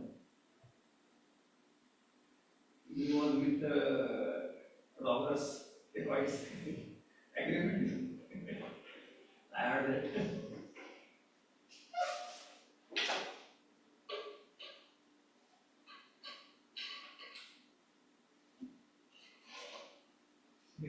His Holiness Krishna Maharaj is given lectures on the lives. What series?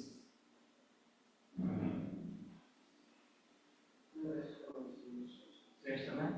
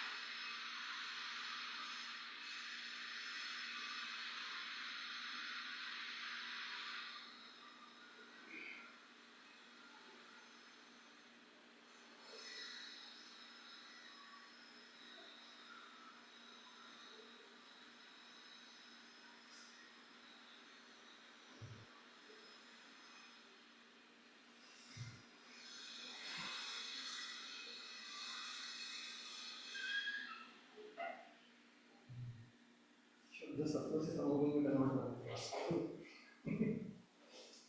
शुद्ध तमोगुण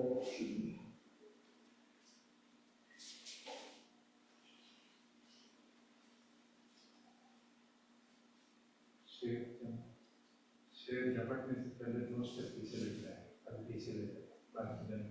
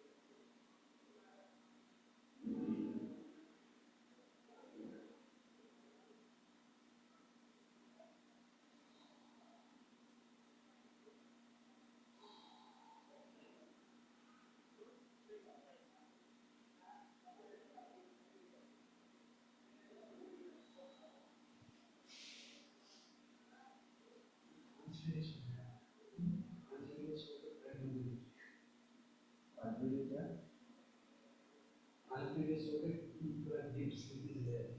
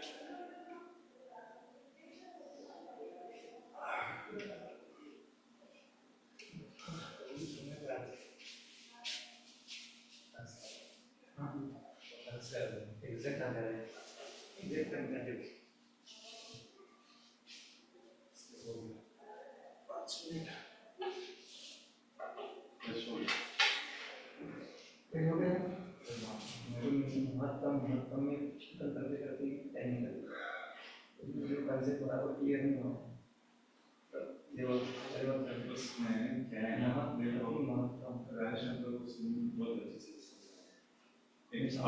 fast में समझा है लेकिन present में भूल रहे हो एक दोष है एक अच्छा फल साथ में अच्छा फल दोनों देखते हैं ठीक है, उसमें बुरा कुछ होता है, अच्छा तो एक है। दूसरा है बुरा भी है, अच्छा है, बुरा को देखते हैं, इधर इससे अच्छा को ही ये धरा हो साधु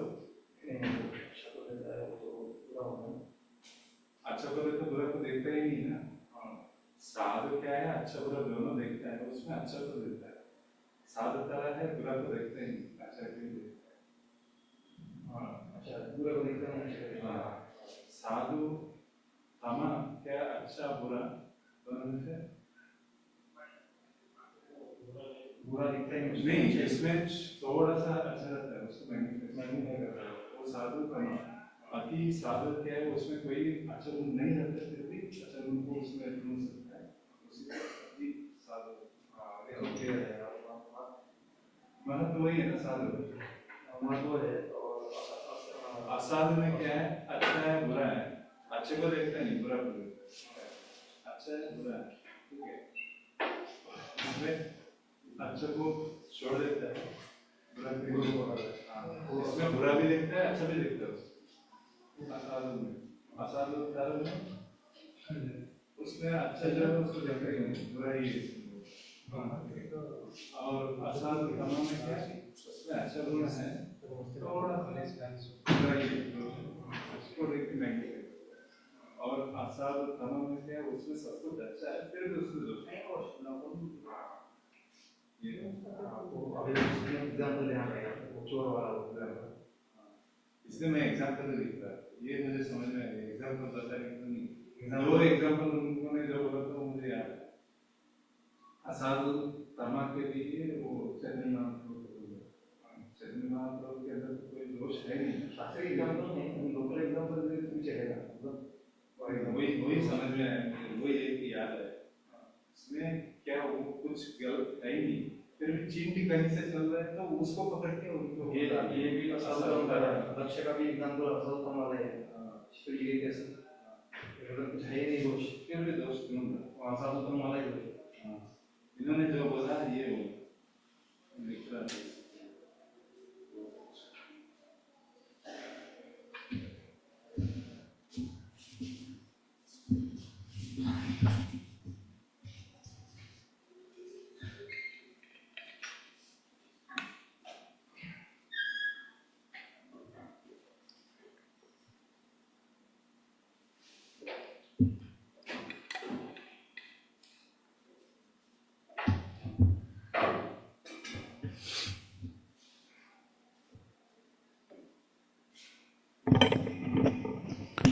Hare Krishna.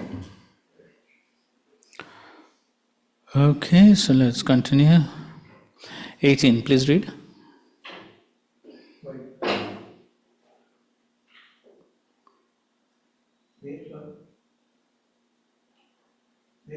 I shall no longer bear this unworthy body which has been received from you who have blasphemed Lord Shiva. If someone has taken food which is poisonous, the best treatment is to vomit. So therefore she is saying, I don't want to maintain this body.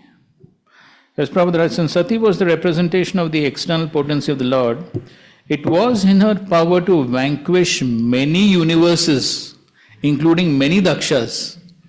But in order to save her husband from the charge that he employed his wife Sati to kill Daksha, because he could not do so due to his inferior position, she decided to give up her body.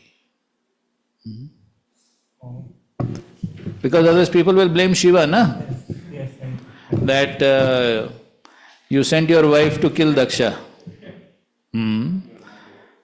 So, in order to save Lord Shiva from being blasphemed in that way, so she, instead of killing Daksha, she decided to give up her own body. Bhishmachak Thakur, he makes it a little more explicit. So he says, having all powers and all abilities, I can destroy you, myself and the whole universe. However, people will say that Shiva killed Daksha through his wife. So in fear of destroying Shiva's fame, I will not kill you. I will perform atonement for myself. O sinful one, see this with your 2 eyes. Then she speaks this verse. This impure body, inattentively obtained from you, can be purified only by giving it up. Purification of horrible food that has been eaten is by vomiting. Next. It is better to execute one's own occupational duty than to criticize others. Elevated transcendentalists may sometimes forego the rules and regulation of the Vedas, since they do not need to follow them. Just as the demigods travel in space, whereas ordinary men travel on the surface of the earth. Yes. So, Prabhupada says the behavior of the most elevated transcendentalist and that of the most fallen conditioned soul appears to be the same. How it appears to be the same? Both of them don't follow. So the elevated transcendentalist can surpass all the regulations of the Vedas, just as the demigods traveling in space surpass all the jungles and rocks on the surface of the globe. Although common man who has no such ability to travel in space has to face all those impediments. Although the most dear Lord Shiva appears not to observe all the rules and regulations of the Vedas, he is not affected by such disobedience. But a common man who wants to imitate Lord Shiva is mistaken. A common man must observe all the rules and regulations of the Vedas, which a person who is in the transcendental position does not need to observe. Daksha found fault with Lord Shiva for not observing all the strict rules and regulations of the Vedas, but Sati asserted that he had no need to observe such rules. It is said that for one who is powerful like the sun or the fire, there is no consideration of purity or impurity. The sunshine can sterilize an impure place, whereas if someone else were to pass such a place, he would be affected. One should not try to imitate Lord Shiva, rather one should strictly follow one's prescribed occupational duties. One should never vilify a great personality like Lord Shiva. So,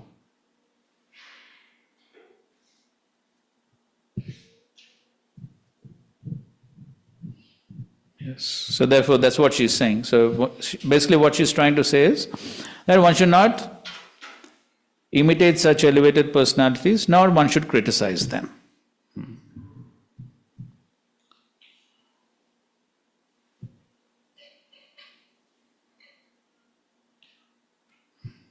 So that's what, because previously Daksha had accused Lord Shiva that he does not follow all the rules and regulations. So in retaliation to that statement, she is making this statement that such elevated transcendentalists don't have to follow. So therefore, one cannot criticize.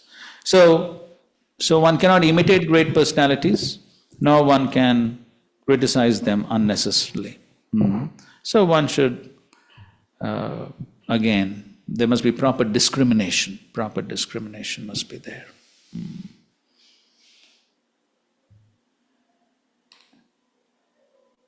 So anyway, so in Srila Prabhupada's life also we find that there are some things which Srila Prabhupada did which we cannot imitate. There's one famous pastime, the 7-Up pastime. You know the 7-Up pastime? Overheard that part. Little overheard.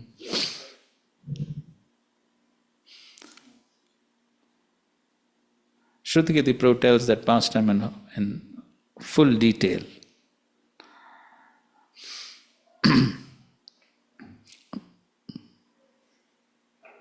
And so Srila Prabhupada, just out of curiosity, once he took that. Just out of curiosity. And Srila Prabhupada did like the taste of that. And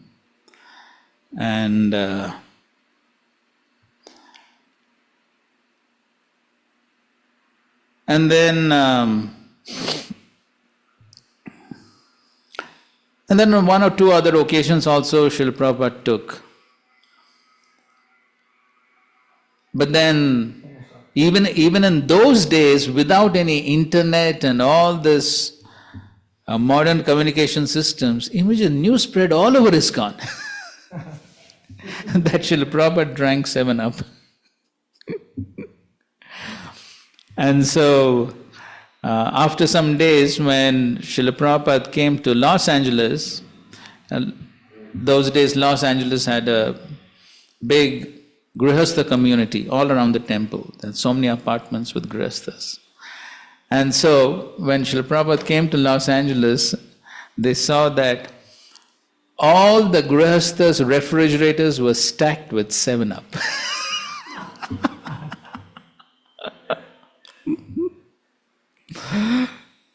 So then when Srila Prabhupada heard that, Prabhupada, no, that's not good.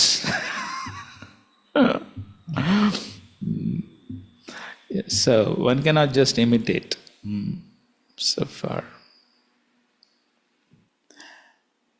Yes, there is that samosa pastime also.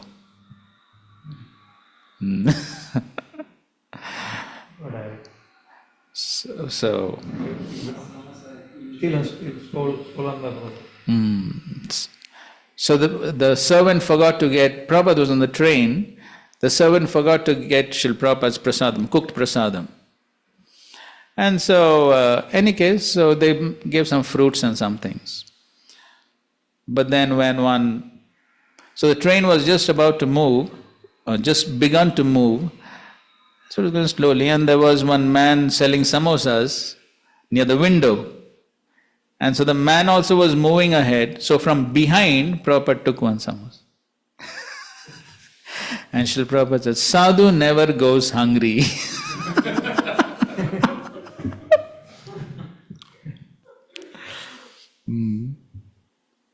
And there are other pastimes also like that. Srila Prabhupada, he would eat directly from the kitchen and things like that. So, but anyway, so all these things we cannot imitate. We cannot imitate these things.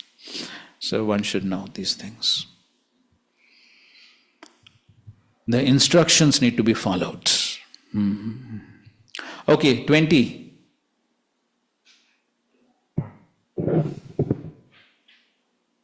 In the Vedas, there are directions for two kinds of activities. Activities for those who are attached to material enjoyment and activities for those who are materially detached. In consideration of these two kinds of activities, there are two kinds of people who have different symptoms. If one wants to see two kinds of activities in one person, that is contradictory. But both kinds of activities may be neglected by a person who is transcendentally situated. Yes, so basically you can see she's defending Lord Shiva and Lord Shiva's activities, because that's what Daksha had blasphemed. So she's trying to defend. So two types of activities, basically this is Pravritti Marg and Nivritti Marg. So therefore then the rules for both of them cannot be the same. So if somebody is transcendently elevated, then the rules are different. So as Prabhupada is talking about the 4 varnas and the 4 ashramas, and then he says, the activities and dress of a grihastha or a householder are different from those of a sannyasi, one in the renounced order of life. It is impossible for one person to adopt both orders, right? One cannot do both. A sannyasi cannot act like a householder, nor can a householder act like a sannyasi. But about these two kinds of persons, one who engages in material activities and one who has renounced material activities, there is the person who is transcendental to both. Lord Shiva is in the transcendental position because, as stated before, he is always absorbed in thought of Lord Vasudeva within himself. Therefore, neither activities of Grihastha nor those of the sannyasi in the renounced order can be applicable for him. Paramhamsa. Okay? So the Paramhamsa is above Varnashram. So therefore, he does not have any rules and regulations. So everyone else has rules and regulations to follow according to Varnashram, but Paramhamsa is above, he is transcendental. So that is the situation of Lord Shiva, and so therefore he does not have to follow all those rules and regulations which Daksha is expecting him to follow. That's the point that she's making. And therefore the last sentence he says, for a person who has attained this stage, neither the Vedic activities for realizing material enjoyment nor those of renunciation are applicable. So the rules of Varnashram don't apply to such a person. Next. My dear father, the opulence we possess is impossible for either you or your flatterers to imagine. For persons who engage in fruitive activities by performing great sacrifices are concerned with the satisfying their bodily necessities by eating foodstuffs and offered as a sacrifice. We can exhibit our opulence simply by desiring to do so. this can be achieved only by great personalities who are renounced, self-realized souls. Yes. Purport. Sati's father was under the impression that he was exalted in both prestige and opulence, and that he had offered his daughter to a person who was not only poor but devoid of all culture. Okay, that was his accusation, right? So she is, what all accusations Daksha made, she is defending all of those. So her father might have been thinking that although she was a chaste woman, greatly adherent to her husband was in a deplorable condition. To counteract such thoughts, Sati said that the opulence possessed by her husband could not be understood by materialistic persons like Daksha and his followers, who were flatterers and were engaged in fruitive activities. Her husband's position was different. He possessed all opulences, but he did not like to exhibit them. So that's the position of a Vaishnava, isn't it? So therefore it is said, so the Vaishnava, he can get all the opulences, including liberation. Srila Prabhupada often quoted Bilamangal Thakur. What's that? Mukti Mukulitanjali Sevate Asman. Even Mukti stands with folded hands at the door of Vaishnava, asking, how can I serve you? So, and then what to speak of material opulences? Vaishnava can easily get. All material opulences, siddhis, everything Vaishnava can get. So, but Vaishnava doesn't want them and he does not exhibit them. Therefore, such opulences are called avyakta or unmanifested. But if required, simply by willing, Lord Shiva can show his wonderful opulences. And such an event is predicted here, for it would soon occur. The opulence Lord Shiva possesses enjoyable in renunciation and love of God, not in material exhibition of sense gratificatory methods. So the ultimate opulence is renunciation and love of God. That is ultimate opulence. So then all other opulences are subservient to that. Because if one pleases the Supreme Lord, what can the Supreme Lord not offer? He can offer everything. Right? So that is what Lord Shiva has. He has love of God. So if one is on that platform, all opulences are his servants. So therefore he says such opulence are possessed by personalities like Kumaras, Narad, Lord Shiva, not by others. In this verse, the performance of the Vedic rituals are condemned. They have been described here as Dhuma Vartamabi, those who maintain themselves on the remnants of sacrificial foodstuff. Two kinds of foodstuff offered in sacrifice. One kind is food offered in fruitive ritualistic sacrifices, and the best is food offered to Vishnu. A real sacrifice of it is to satisfy Vishnu. The next paragraph, whether or not King Daksha and his flatterers could understand the position of Lord Shiva, Sati wanted to impress upon her father that he should not think her husband to be without opulence. Sati, being the devoted wife of Lord Shiva, offers all kinds of material opulences to the worshippers of Lord Shiva. This fact is explained in Srimad Bhagavatam 10th canto, yes. Lord Shiva's worshippers sometimes appear more opulent than the worshippers of Lord Vishnu, because Durga or Sati, being the superintendent in charge of material affairs, can offer all material opulences to the worshippers of Lord Shiva in order to glorify her husband, whereas the worshippers of Vishnu are meant for spiritual elevation, and therefore their material opulence sometimes found to decrease. These points are very nicely discussed. 10th canto, 88th chapter. That's the conversation between Yudhishthira Maharaj and the Supreme Lord. Yes, bro. So this Tegiya Samana Dosha. Powerful. What is the border line? Means who can fit in that category? Acharya Prabhupada only fits, or all our senior devotee fits? Means what is the standard? Which degree they can violates these laws? Or that's means question. So what was Lord Shiva's position? Shiva, of course, there is no doubt. No, on the philosophical. Vasudeva platform. Yes.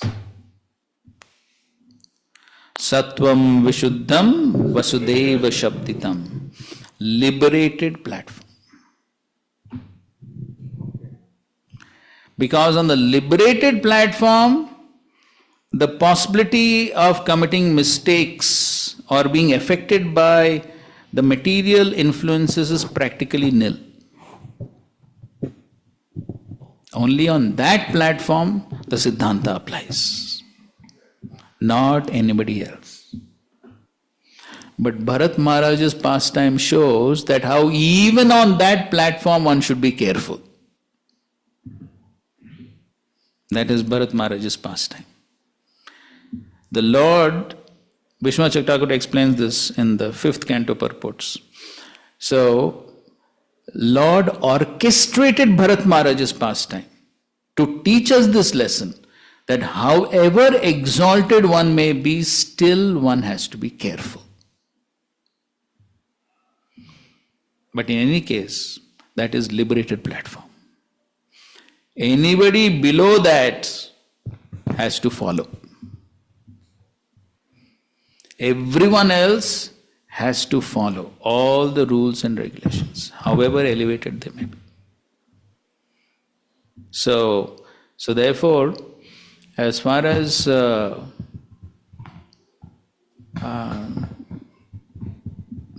the devotees in contemporary times, no one can put oneself in that category and say, I fit into that category, so I don't have to follow. No one can say that. For example, for morning program. See, if somebody has some genuine reason, somebody is sick, somebody has some problem, so that's all understood. For example, in when senior grows in their age, so they make their own sadhana standards. For example, some seniors keep Mangal Arati and they focus on, for example, chanting 32 rounds their own way, which is little different than what Prabhupada has standardized. So we may not criticize, but the thought comes, they can choose their sadhana standard, they can have their sadhana standards. Which so who has given them the authority to do so? That is the question. That is the question. Okay. But that is none of my business also. Okay. That is the question, but it is none of my business to ask the question. Okay. As far as I am concerned, I need to follow what Srila Prabhupada has told. That's the end of the story. Okay. So, as an individual devotee, I need to follow. That is what is most important. If somebody else wants to make their own standards, that is their business. It is none of my business. And it is their authorities who have a right to say anything if they want. See, everyone has their authorities, correct? So if their authorities want to say something, that's up to them. But it is not my business. As far as I am concerned, I need to follow, and if I am guiding somebody else, I need to guide them to follow. That's all. If somebody else wants to do something differently, it is their business. And if somebody asks me, should I follow them? No. You follow what Prabhupada has told. That's how we should behave. See, we were discussing this point the other day also. See, after a person reaches a certain level of seniority, usually no one likes to interfere. No one likes to interfere. So, because it's a little embarrassing, isn't it? There is one very famous lecture of Srila Prabhupada where this is a series of lectures on the mind that Srila Prabhupada has given on the 5th canto, 6th chapter, initial verses of the 6th chapter, which are all talking about the mind. We discussed that right in our first class, we were discussing those verses. So, very powerful lectures. Actually, every devotee should hear those lectures on the mind. 5th canto, 6th chapter. So, Srila Prabhupada is saying, now I am seeing that some of the devotees are once again becoming long-haired hippies. We are known all over the world as the shaven-headed people. The Hare Krishna movement, shaven-headed people. But now I am seeing that some of you are becoming long-haired hippies once again. And then Srila Prabhupada says, but you are no longer small children. I cannot chastise you. Of course, for Prabhupada, they were like kids. They were in their 20s that time.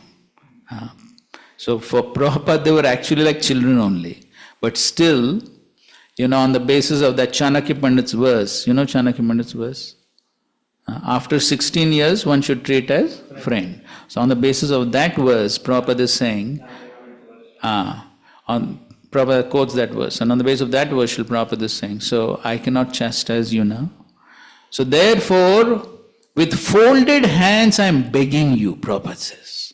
With folded hands I am begging you, don't become long-haired hippies once again. So the point is, so after a certain age, no one can instruct. It's not possible.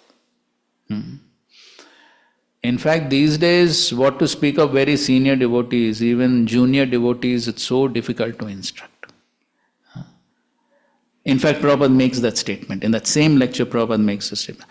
When a person is grown up,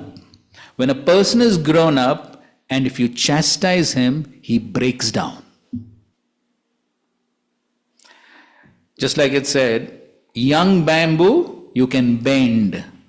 But old bamboo, if you try to bend, what will happen? It will break. In fact, nowadays, this was actually a discussion in one guru seminar. Even Diksha gurus are afraid to chastise their disciples these days. That is the situation. Why? He will leave and go. That is the situation these days. Who is going to instruct anyone? As Kali Yuga progresses, no sattva, so much of rajas and tamas. So that is why you see in schools also these days, you can't chastise the children, right? That has come in India also, correct? Previously in the West it was. I think so it has come in India also now. So that is situation. So what, if that is the training they have received in school, now those same people come to our ISKCON temples. Then how they will accept chastisement? Throughout their school they have been trained not to accept chastisement, even from teachers or parents. Then after coming to ISKCON, there is not even any blood relation, everyone is stranger in one sense. How they will accept? Very difficult. And then what to speak of senior devotees. So therefore the point is that it's very difficult to instruct others. And therefore Srila Prabhupada again and again in his lectures and purports, there is no substitute to individual sincerity. The only thing that will help a person progress is individual sincerity. Individual has to be sincere, individual has to follow, that's all. So therefore, there is no point in... so therefore, if we see faults in seniors, there may be actual faults also, but we can't do anything about it. If we are in a junior position, forget it. Forget about juniors. Even seniors cannot do anything. That is situation.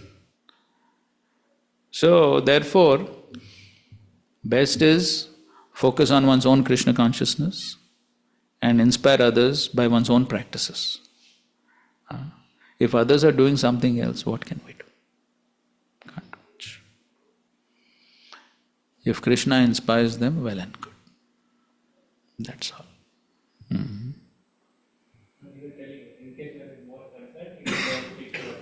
Yes. If one is very much concerned, one can go and speak to some senior devotees.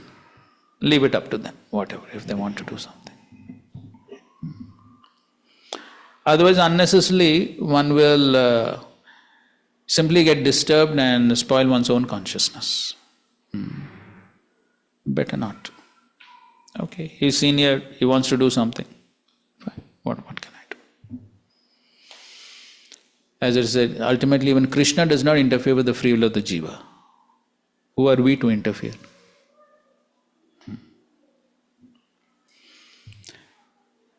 Okay, 22. Yeah, I think so. Online devotees are not reading today. You are an offender at the lotus feet of Lord Shiva, and unfortunately, I have a body produced from yours.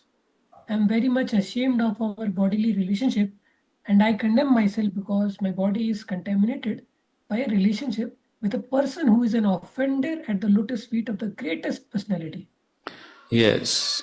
So she is criticizing her own body. She says, this body from whom did I get? This offender of Lord Shiva. So she is condemning herself. So Prabhupada writes, so Vasudeva is that state from which Krishna Vasudeva is born. So Lord Shiva is the greatest devotee of Lord Krishna, and Sati's behavior is exemplary because no one should tolerate blasphemy against Lord Vishnu or his devotee.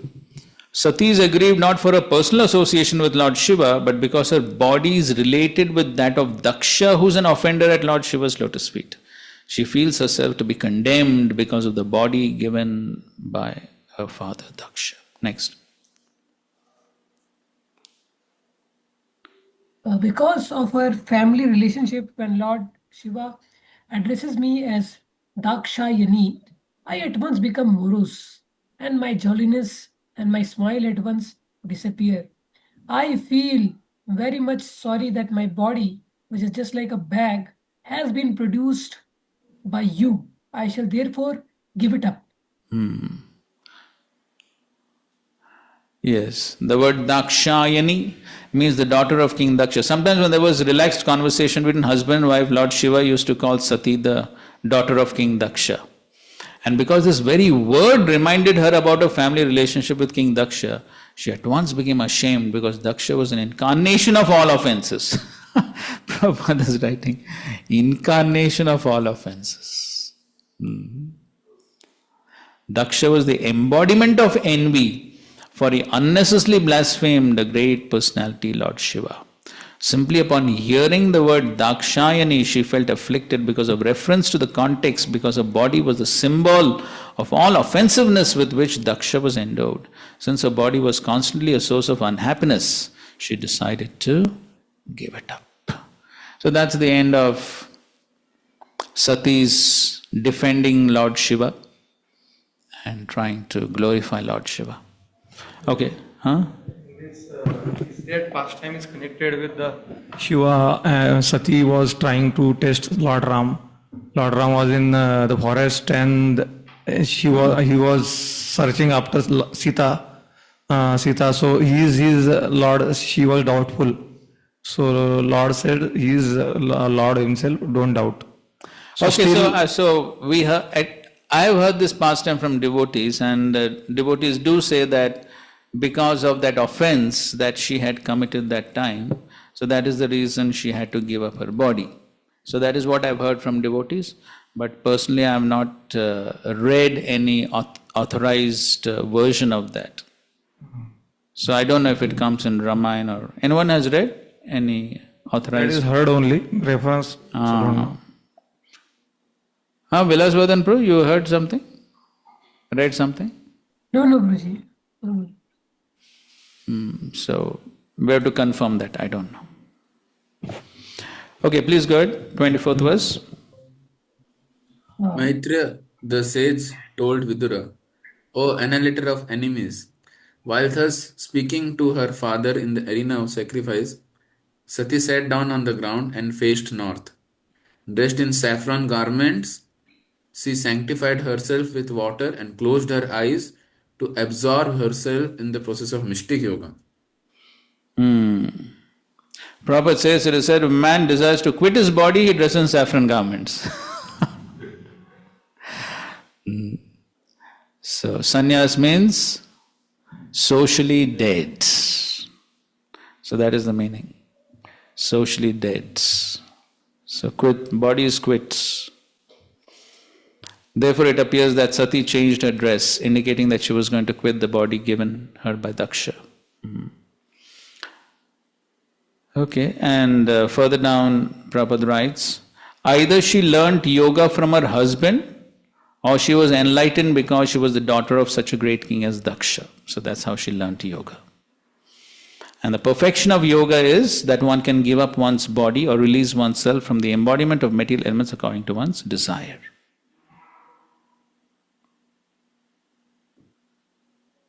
Okay, next. First of all, she sat in the required sitting posture, and then she carried the life air upwards and placed it in the position of equilibrium near the navel. Then she raised her life air mixed with intelligence to the heart and then gradually towards the pulmonary passage and from there to between her eyebrows. Yes, so this is Shat Chakra Yoga system that it comes in Bhagavad Gita also. Prabhupada is writing here also. One raises the life air from the lower to the upper chakras, Shat Chakras. Prabhupada writes that how all this is not possible in the present age.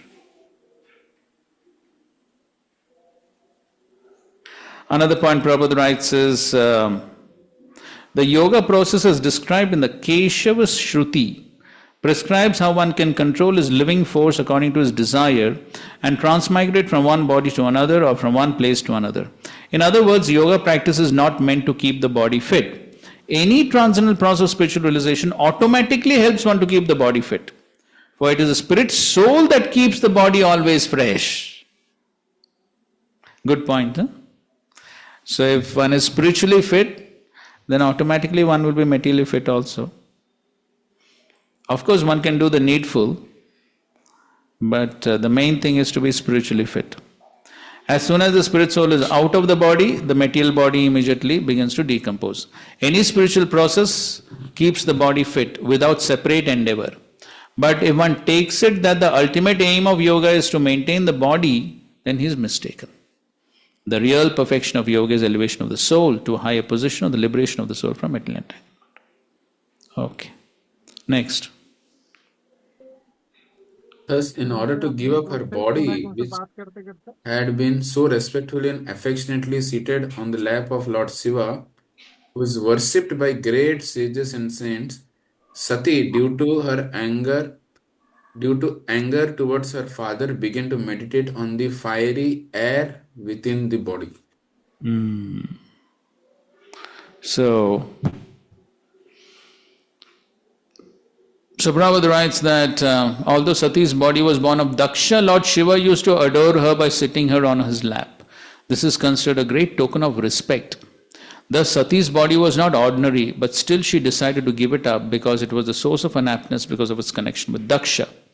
The severe example set by Sati is to be followed. So what? Commit suicide. So what is the example? This severe example set by Sati is to be followed. One should be extremely careful about associating with persons who are not respectful to the higher authorities. That is the lesson. One should not associate. So here, because Sati is giving up her body because of association with Daksha. So therefore the lesson to learn is how one should be very careful about association. It is instructed therefore in the Vedic literatures that one should always be free from the association of atheists, non-devotees, and should try to associate with devotees. For by the association of a devotee, one can be elevated to the platform of self. I think so that we discussed this point in one of the previous discussions about association. And as Chaitanya Mahaprabhu said, Asat Sang Tyag E Vaishnavachar. So one should give up all other types of association. We have discussed this in many classes. So especially these days with YouTube and all these things, one should be careful about from whom one is hearing and reading and all these things. So unfortunately sometimes our ISKCON devotees also don't be careful and then they get carried away. Then they leave ISKCON and go to other organizations. So these things are happening. It all begins with association. So first one begins to hear from some other person, some Baba, this one, that one. And then gradually somehow they get attracted and they go away. So therefore one should be very careful about association. And in the history of ISKCON, it's not just some neophyte devotees who have left that way. Senior devotee preachers with many followers have left because of wrong association. That's the point. Therefore, association plays a very crucial role in one's spiritual progress. So one should be very careful which lectures one is hearing and what one is reading and all that. Safe thing is, read Prabhupada's books, hear Prabhupada's lectures, and other devotees who are nicely following, who are speaking in the same way, hear them. There's no need to hear anything outside of ISKCON. Yes, it is instructed therefore in the Vedic literature that one should always be free from the association of atheists and non-devotees and should try to associate with devotees. Yes, this injunction is stressed in many places in Srimad Bhagavatam. If one wants to be liberated from the clutches of material existence, then one has to associate with great souls. Mat sevam dwaram aur vimuktes, tamo dwaram yoshitam sangi sangam. So that's the thing what Prabhupada is writing here. However, association with great personalities, devotees who are great souls will elevate one to the spiritual platform. Sati Devi decided to quit the body she had obtained from Daksha's body, and she wanted to transfer herself to another body so that she might have completely uncontaminated association with Lord Shiva. Of course, it is understood that in the next life she would take birth as the daughter of Himalayas, Parvati, and then she would again accept Lord Shiva as her husband. Sati and Lord Shiva are eternally related. Even after she changes her body, their relationship is never broken. 27.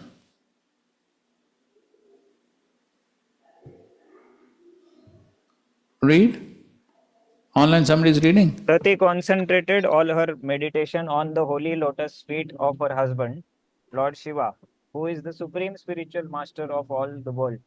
Thus she became completely cleansed of all taints of sin and quit her body in a blazing fire by meditation on the fiery elements. So she meditated on the fiery elements.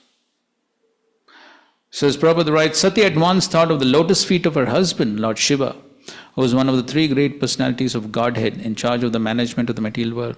And simply by meditating on his lotus feet, she derived such great pleasure that she forgot everything in relationship with her body. This pleasure was certainly material because she gave up her body for another body that was also material. But by this example, we can appreciate the devotee's pleasure in concentrating his mind and attention on the lotus feet of the Supreme Lord Vishnu or Krishna. There is such transcendental bliss in simply meditating on the lotus feet of the Lord that one can forget everything but the Lord's transcendental form. This is the perfection of yogic samadhi or ecstasy. And in this verse, it is stated that by such meditation, she became free from all contamination. What was that contamination? The contamination was her concept of the body derived from Daksha, but she forgot that bodily relationship in trance. The purport is that when one becomes free from all bodily relationships within this material world and simply places himself in the position as an eternal servant of the Supreme Lord, it is to be understood that all the contamination of his material attachment has been burnt by the blazing fires of transcendental ecstasy. Okay, that's the ultimate goal. So that's when the ahankar, the knot of ahankar is cut. That is when one realizes, Jivera Swarupoi Krishna. I am servant of Krishna. For that happens at what stage? When the ahankar is cut. Prema, on the level of prema that happens. All contamination, so that is Vidyate hridaya granthis chidyante sarva samshaya. आगे क्या? क्षीयन्ते चास्य कर्माणि दृष्ट्वा एव आत्मनीश्वरी. So that's the state. It is not necessary for one to manifest a blazing fire externally. For if one forgets all his bodily relationships within this material world and becomes situated in a spiritual identity, it is said that one has been freed from all material contamination by the blazing fire of yogic samadhi or ecstasy. That is the topmost perfection of yoga. If one keeps his bodily relationships within this material world and poses himself as a great yogi, he is not bona fide. Okay, that's quoting this. The last paragraph. According to Sri Jiva Goswami, that Sati quit her body means that she gave up within her heart her relationship with Daksha. Sri Vishwanath Chakravarti Thakur also comments that since Sati is the supreme deity of the external potency, when she quit her body, she did not get a spiritual body, but simply transferred from the body she had received from Daksha. Other commentators also say that she immediately transferred herself into the womb of Menaka, her future mother. She gave up the body she had received from Daksha and immediately transferred herself to another better body, but this does not mean that she got a spiritual body.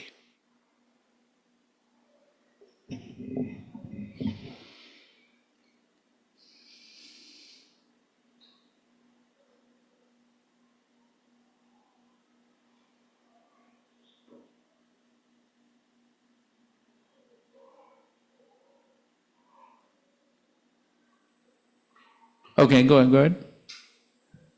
When Sati annihilated her body in anger, there was a tumultuous roar all over the universe.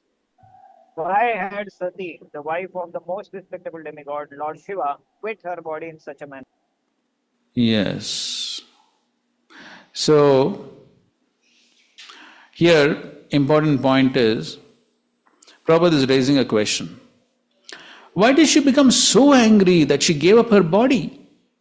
Since she was the daughter of a great personality and wife of a great personality, she had nothing to desire. But still she gave up her body in dissatisfaction. Certainly this was astonishing. One cannot attain complete satisfaction even if one is situated in the greatest material opulence. That's a good lesson. One cannot attain complete satisfaction even if one is situated in the greatest material opulence. So she had all the opulence, but still she was dissatisfied. And then Prabhupada is quoting Savaipam Samparo Dharmo, Ye Atma Suprasiddhati. If one can develop his unflinching love for the transcendental Supreme Personality of Godhead, that can give complete satisfaction. Otherwise, there is no possibility of satisfaction in the material world or anywhere else. So the only way to get satisfaction is by, yes, unflinching love for the Supreme Lord. 29.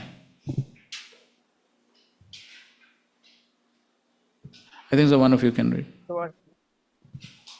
It was astonishing that Daksha, who was Prajapati, the maintainer of all living entities, was so disrespectful to his own daughter Sati, who was not only chaste but was also a great soul, that she gave up her body because of his neglect. Right, so it was definitely very surprising for everyone. Next. Okay. Daksha, who is so hard-hearted that he is unworthy to be a Brahmana, will gain extensive ill fame because of his offenses to his daughter, because of not having prevented her death, and because of his great envy of the Supreme Personality of Godhead. Okay, so Shukdev Goswami is saying this, that Daksha is going to get a lot of reactions, extensive ill fame, for these three reasons. What? Offenses to the daughter, not having prevented her death, and because of great envy of the Supreme Personality of Godhead. And towards the end of the purport, Prabhupada writes, Daksha means expert, and he was given this name because of his ability to beget many hundreds and thousands of children. Persons who are too sexually inclined and materialistic become so hard-hearted because of a slight loss of prestige that they can tolerate even the death of their children. So that's what happens when one is used to a lot of sense gratification. Then one becomes hard-hearted, intolerant. Next. While people were talking among themselves about the Question, can I? What's the question? Guruji, so many other great people were there in assembly. Nobody tried to stop Sati. Nobody tried to stop Sati. So, again, I don't think so. She made an open declaration, now I am going to commit suicide. I don't think so she made any open announcement like that, though of course she wore saffron garments, but anyway. So doesn't seem to be that people were expecting that. And that is the reason why here in these verses we see that everyone is very astonished, surprised that she did that. So seems all of a sudden just the fire element from the body came out and burned the body, finished. It was not that she had to get some external fire to burn herself. The fire element from within just burst into flame. So I'm sure it's all of a sudden, so therefore there was no time for doing anything. Anyway, that's my understanding. Nothing else seems to be given over here. Okay? Okay, fine. Continue reading. While people were talking among themselves about the wonderful voluntary death of Sati, the attendants who had come with their readied themselves to kill Daksha with their weapons. Yes, so now there were all the attendants of Sati, the associates of Lord Shiva.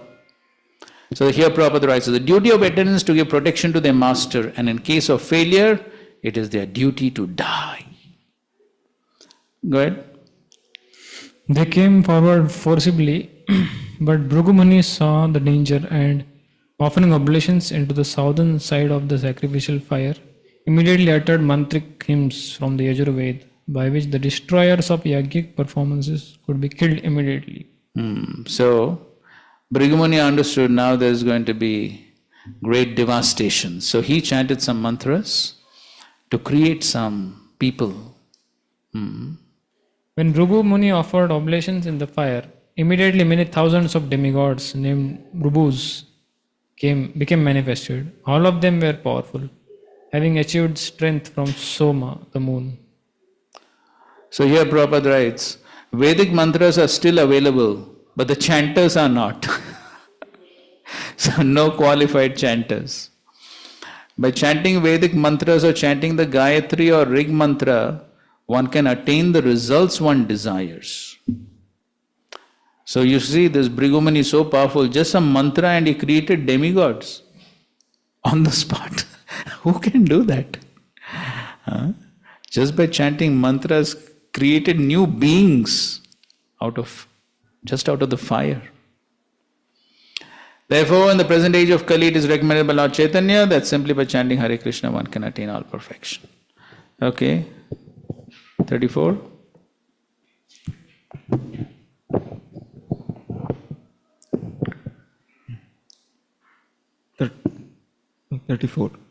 When the Ribu demigods attacked the ghosts and Guhikas with half-burned fuel from the Yajna fire, all these attendants of Sati fled in different directions and disappeared.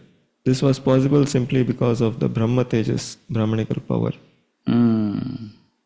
So the word Brahma Tejasa used in this verse is significant. And in those days, Brahmanas were so powerful that simply by desiring and by chanting a Vedic mantra, they could accomplish very wonderful effects. But in the present age of degradation, there are no such Brahmanas. According to the Pancharatrika system, in this age, the entire population is supposed to consist of Shudras. So this is according to the Pancharatrika system, because the Brahmanical culture has been lost. But if anyone displays the signs of understanding Krishna consciousness, he should be accepted, according to Vaishnava Smriti regulations, as a prospective Brahmana and should be given all facilities to achieve the highest perfection. The most magnanimous gift of Lord Chaitanya is that the highest perfection of life is available in this fallen age if one simply adopts the process of chanting Hare Krishna, which is able to bring about the fulfillment of all activity and self-realization. Thus, in the Bhaktivedanta purports of the 4th canto, 4th chapter, Srimad Bhagavatam, entitled Sati Quits Her Body. Okay, let's go to the 5th chapter, Frustration of the Sacrifice. Go ahead. Maitreya said, when Lord Shiva heard from Narada that Sati, his wife, was now dead because of Prajapati Daksha's insult to her, and that his soldiers had been driven away by the Ribu demigods, he became greatly angry. So, Narad Muni gave the news. So, Narad Muni very often does this work of giving news. So he immediately went and told Lord Shiva what happened. So here also Prabhupada writes that point. Sati herself could have killed her father Daksha, because she is the personified material energy and has immense power to kill and create within this material universe. So Brahma Samhita, we know that. Shrishti, Sthiti, Pralaya, Sadhana, Shakti, Rekha, Chayeva, Yasya, Bhuvanani, Vivarti, Durga. But although she is so powerful, she acts under the direction of Supreme Personality of Godhead Krishna as a shadow.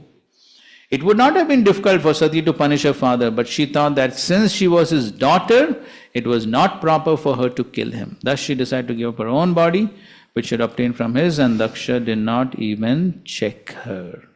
When Sati passed away, giving up her body, the news was conveyed by Narada to Lord Shiva. Narada always carries the news of such events because he knows their import. When Lord Shiva heard that his chaste wife Sati was dead, he naturally became exceedingly angry. So now he decided to reply to this insult. Okay, so now the rest of the chapter is a big fight, big war, that's all. Go ahead, read. Thus Lord Shiva, being extremely angry, pressed his lips with his teeth and immediately snatched from his head a strand of hair which blazed like electricity or fire.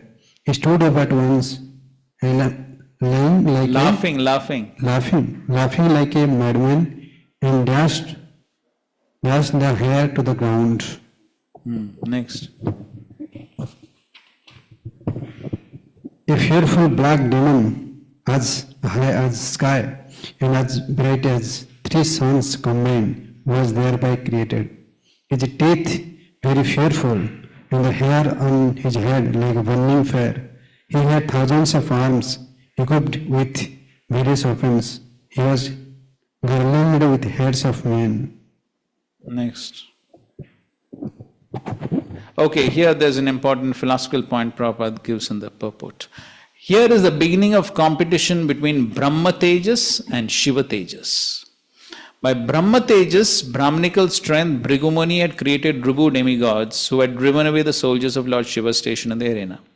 When Lord Shiva heard that his soldiers had been driven away, he created the tall black demon Veerbhadra to retaliate. There is sometimes a competition between the mode of goodness and the mode of ignorance. That is the way of material existence. Even when one is situated in the mode of goodness, there is every possibility that his position will be mixed with or attacked by the mode of passion or ignorance. That is the law of material nature. Although pure goodness or Shuddha Sattva is the basic principle in the spiritual world, pure manifestation of goodness is not possible in this material world. It's not possible. So, Shuddha Sattva, so as we know, Shuddha Sattva comes into the devotee at what stage? Bhava. It begins at Bhava, complete at Prema. So very rare, very rare. So Prabhupada is saying it's not possible in this material world. So it's very rare to come to that stage while being in this material world. That's very rare.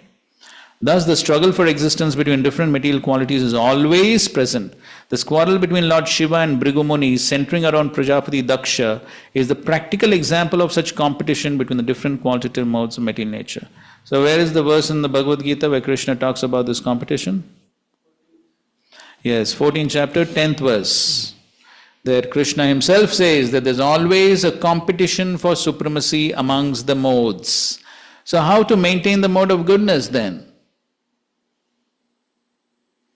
Because the goodness is not stable. In the material world, goodness is not stable. As soon as one is in goodness, the rajas and tamas are always waiting to attack. So if one always wants to remain in goodness, then what to do?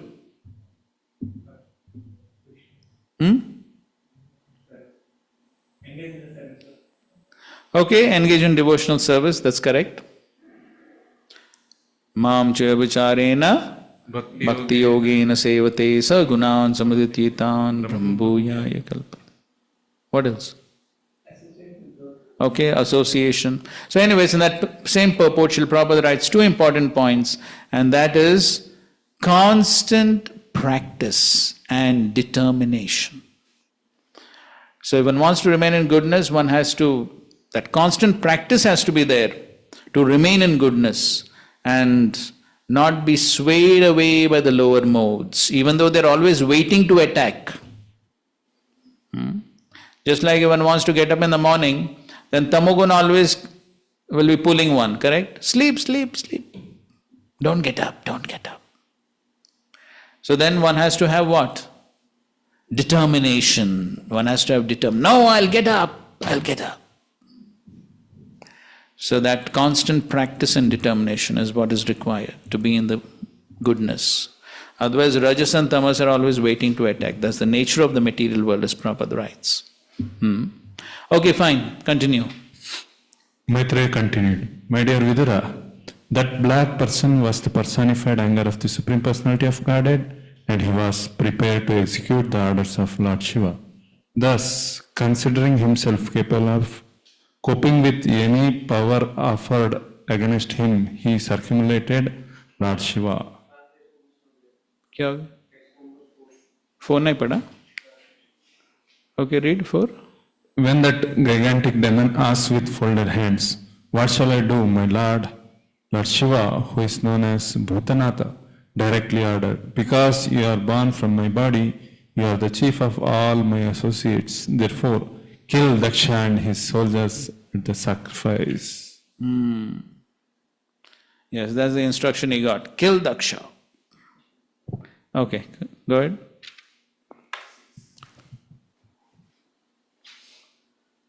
Many other soldiers of Lord Shiva followed the first personality in a tumultuous uproar.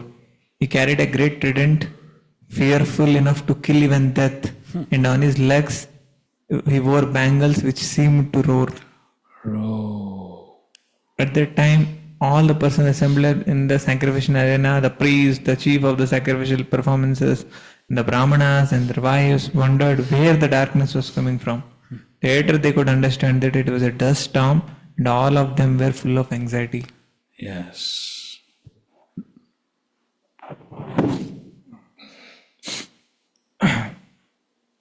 Conjecturing on the origin of the storm, they said, There is no wind blowing, no cows are passing, nor is it possible that this dust storm could be raised by plunderers, for there is still the strong king Barhi who would punish them. Where is this dust storm blowing from? Is the dissolution of the planet now to occur? So they are speculating. Where is this darkness coming from? Next. Prasuti, the wife of Daksha, along with the other women assembled, became very anxious and said, This danger has been created by Daksha because of the death of Sati, who, even though completely innocent, quit her body as her sisters looked on. Go ahead. At the time of dissolution, Lord Shiva's hair is scattered, and he pierces the rulers of the different direction with his trident. He laughs and dances proudly, scattering their hands like flax, as the thunder scatters the clouds all over the worlds. So Prasuti, who appreciated the power and strength of her son-in-law, Lord Shiva, is describing what he does at the time of dissolution. So Prasuti is remembering what Lord Shiva does at the time of dissolution. So, and the last sentence, this dance is called the Pralay dance, or the dance of dissolution. Prasuti could understand that the dangers ahead resulted not only from Daksha's having neglected a daughter, but also because of his neglecting the prestige and honor of Lord Shiva. Next. The gigantic black man bared with his fearful teeth. By the movements of his brows, he scattered the luminaries all over the sky, and he covered them with his strong, piercing effulgence. Because of the misbehavior of Daksha, even Lord Brahma, Daksha's father, could not have been saved from the great exhibition of anger. So powerful this personality was, even Brahma could not be spared. While all the people talked among themselves, Daksha saw dangerous omens from all sides, from the earth and from the sky. In this verse, Daksha has been described as Mahatma. Why? The word Mahatma has been commented upon by different commentators in various manners. Veeragavacharya has indicated that this word Mahatma means steady in heart. That means he was not moved. That is to say that Daksha was so strong-hearted that even when his beloved daughter was prepared to lay down her life, he was steady and unshaken. But in spite of his being so strong-hearted, he was perturbed when he saw the various disturbances created by the gigantic black demon. Vishwanath Thakur remarks in this connection that even if one is called a Mahatma, a great soul, unless he exhibits the symptoms of a Mahatma, he should be considered Duratma. And that is Bhagavad Gita, Mahatmanastamam Partha. Okay. And towards the end, Mahatma is supposed to have all the good qualities of the demigods, and thus Daksha, lacking those qualities, could not be called Mahatma. He should instead be called Duratma, degraded soul. The word Mahatma to describe the qualification of Daksha is used sarcastically. So that's what Vishwanath Thakur is saying. This is just sarcastic comments. Okay, next. My dear Vidhu, while all the people talked among themselves, Daksha saw dangerous omens from all sides, from earth and from the sky. 13, na? Yeah, 13. My dear Vidura, all the followers of Lord Shiva surrounded the arena of sacrifice. They were of short stature and were equipped with various kinds of weapons. Their bodies appeared to be like those of sharks, blackish and yellowish. They ran all around the sacrificial arena and thus began to create disturbances. Now you just read the remaining translation. Go ahead. Some of the soldiers pulled down the pillars which were supporting the pandal of sacrifice. Some of them entered the female quarters. Some began destroying the sacrificial arena, and some entered the kitchen and the residential quarters. They broke all the pots made for use in the sacrifice, and some of them began to extinguish the sacrificial fire. Some tore down the boundary line of the sacrificial arena, and some passed urine on the area. Some blocked the way of the fleeing sages. Some threatened the women assembled there, and some arrested the demigods who were fleeing the pandal.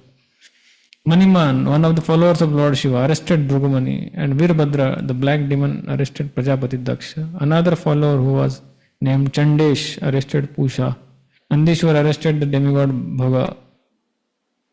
There was a continuous shower of stones, and all the priests and other members assembled at the sacrifice were put into immense misery. For fear of their lives, they dispersed in different directions. Virbhadra tore off the mustache of Bhrugu.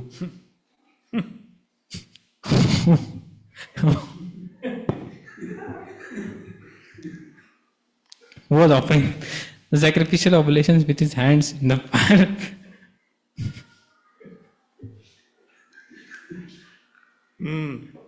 Virbhadra immediately caught Bhaga, who had been moving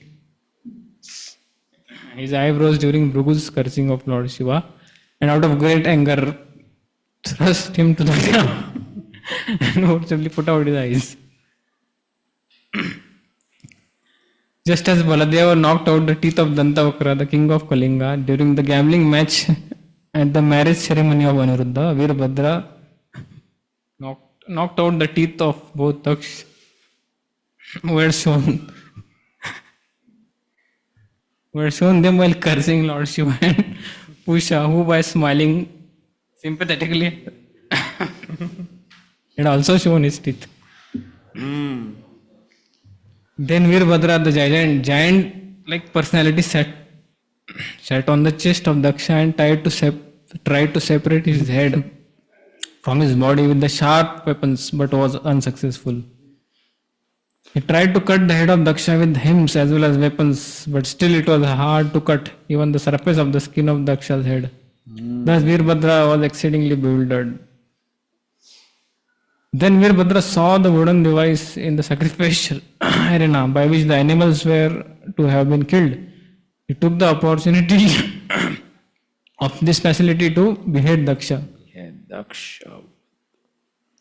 Upon seeing the action of Virbhadra, the party of Lord Shiva was pleased and cried out joyfully, and all the bhutas, ghosts and demons that had come made a tumultuous sound. On the other hand, the Brahmanas in charge of the sacrifice cried out in grief at the death of Daksh. Virbhadra then took the head and with great anger threw it into the southern side of the sacrificial fire, offering it as an oblation.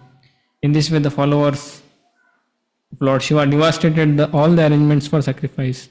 After setting the fire to the whole arena, they departed for their master's abode, Kailash. Thus ends the Bhaktivedanta purports, Canto 5th chapter of the Srimad Bhagavatam, entitled Prostration of the Sacrifice of Daksha. So all these people got punished for their wrong activities. So it seems to be a little funny, but they were not having fun there. They must have been. You can just imagine the scene, such a terrible scene. Such a terrible scene. So, but basically, they got reactions for their wrong activities. That's the thing. Okay, let's proceed. 6th chapter. Where are those demigods? Where they went? The Ribu demigods, okay, they were created by Bhrigu Muni. And then, at that point of time, all of these Lord Shiva's followers, so at that time they ran away. That time. So that was in that sacrificial arena, that time. But then once Veerabhadra came, then nobody could do anything. This man is so powerful. They were there. They must have been there. But who can do anything? This man is so powerful. And we read, no, even Brahma would not have been able to stand. Then who else can do? So everyone must have just fled away or been killed. So big devastation. And why he was not able to behead Daksha? Of course, he's not an ordinary person. He has so much of power. He is not an ordinary person. And that animal sacrificing thing. That must have been very sharp, most probably. Because it's to behead a goat or a cow or a horse, something like that, requires a very sharp weapon. So that did the job. Okay, let's continue. Online? Okay. All the priests and other members of the sacrificial assembly and all the demigods, having been defeated by the soldiers of Lord Shiva and injured by weapons like tridents and swords, approached Lord Brahma with great fear. After offering him obeisances, they began to speak in detail of all the events which had taken place. Good. Both Lord Brahma and Vishnu had already known that such events would occur in the sacrificial arena of Daksha, and knowing beforehand, they did not go to the sacrifice.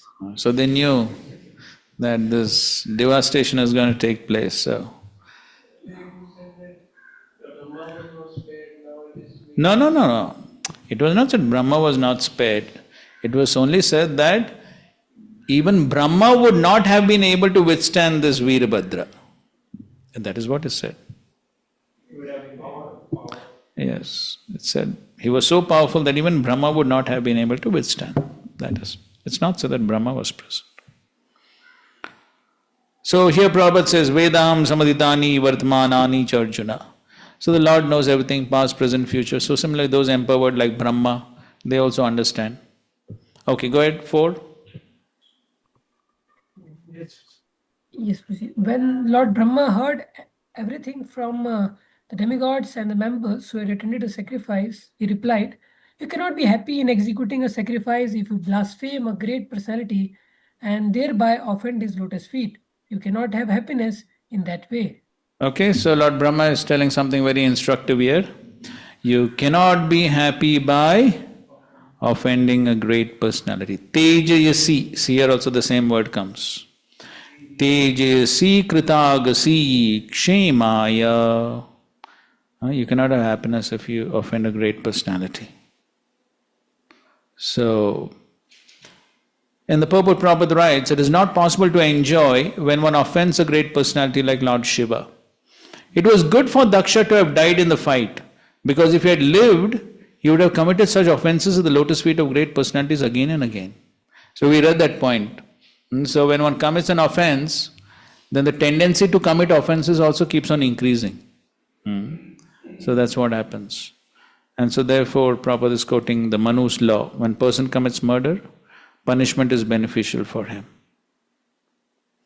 In other words, Lord Brahma explained to the demigods that it was good for Daksha to have been killed. Okay, 5. You have excluded Lord Shiva from taking part in the sacrificial results, and therefore you are all offenders at his lotus feet. Still, if you go without mental reservations and surrender unto him and fall down at his lotus feet, he will be. So now Lord Shiva is, Brahma is telling them the solution. And the solution is what the Shastra says. Yes, one has to go and fall at the lotus feet and beg for forgiveness. That is the only solution. And of course, as Prabhupada says, Lord Shiva is Ashutosh, so he'll forgive easily. Go ahead. Lord Brahma also advised them that Lord Shiva is so powerful that by his anger all the planets and their chief controllers can be destroyed immediately. Also, he said that Lord Shiva was especially sorry because he had recently lost his dear wife and was also very much afflicted by the unkind words of Daksha. Under the circumstances, Lord Brahma suggested it would behove them to go at once and beg pardon. Yes, so Lord Brahma is telling them the power of Lord Shiva is so powerful that he can destroy all the planets and everything. So therefore you should go and beg pardon. 7.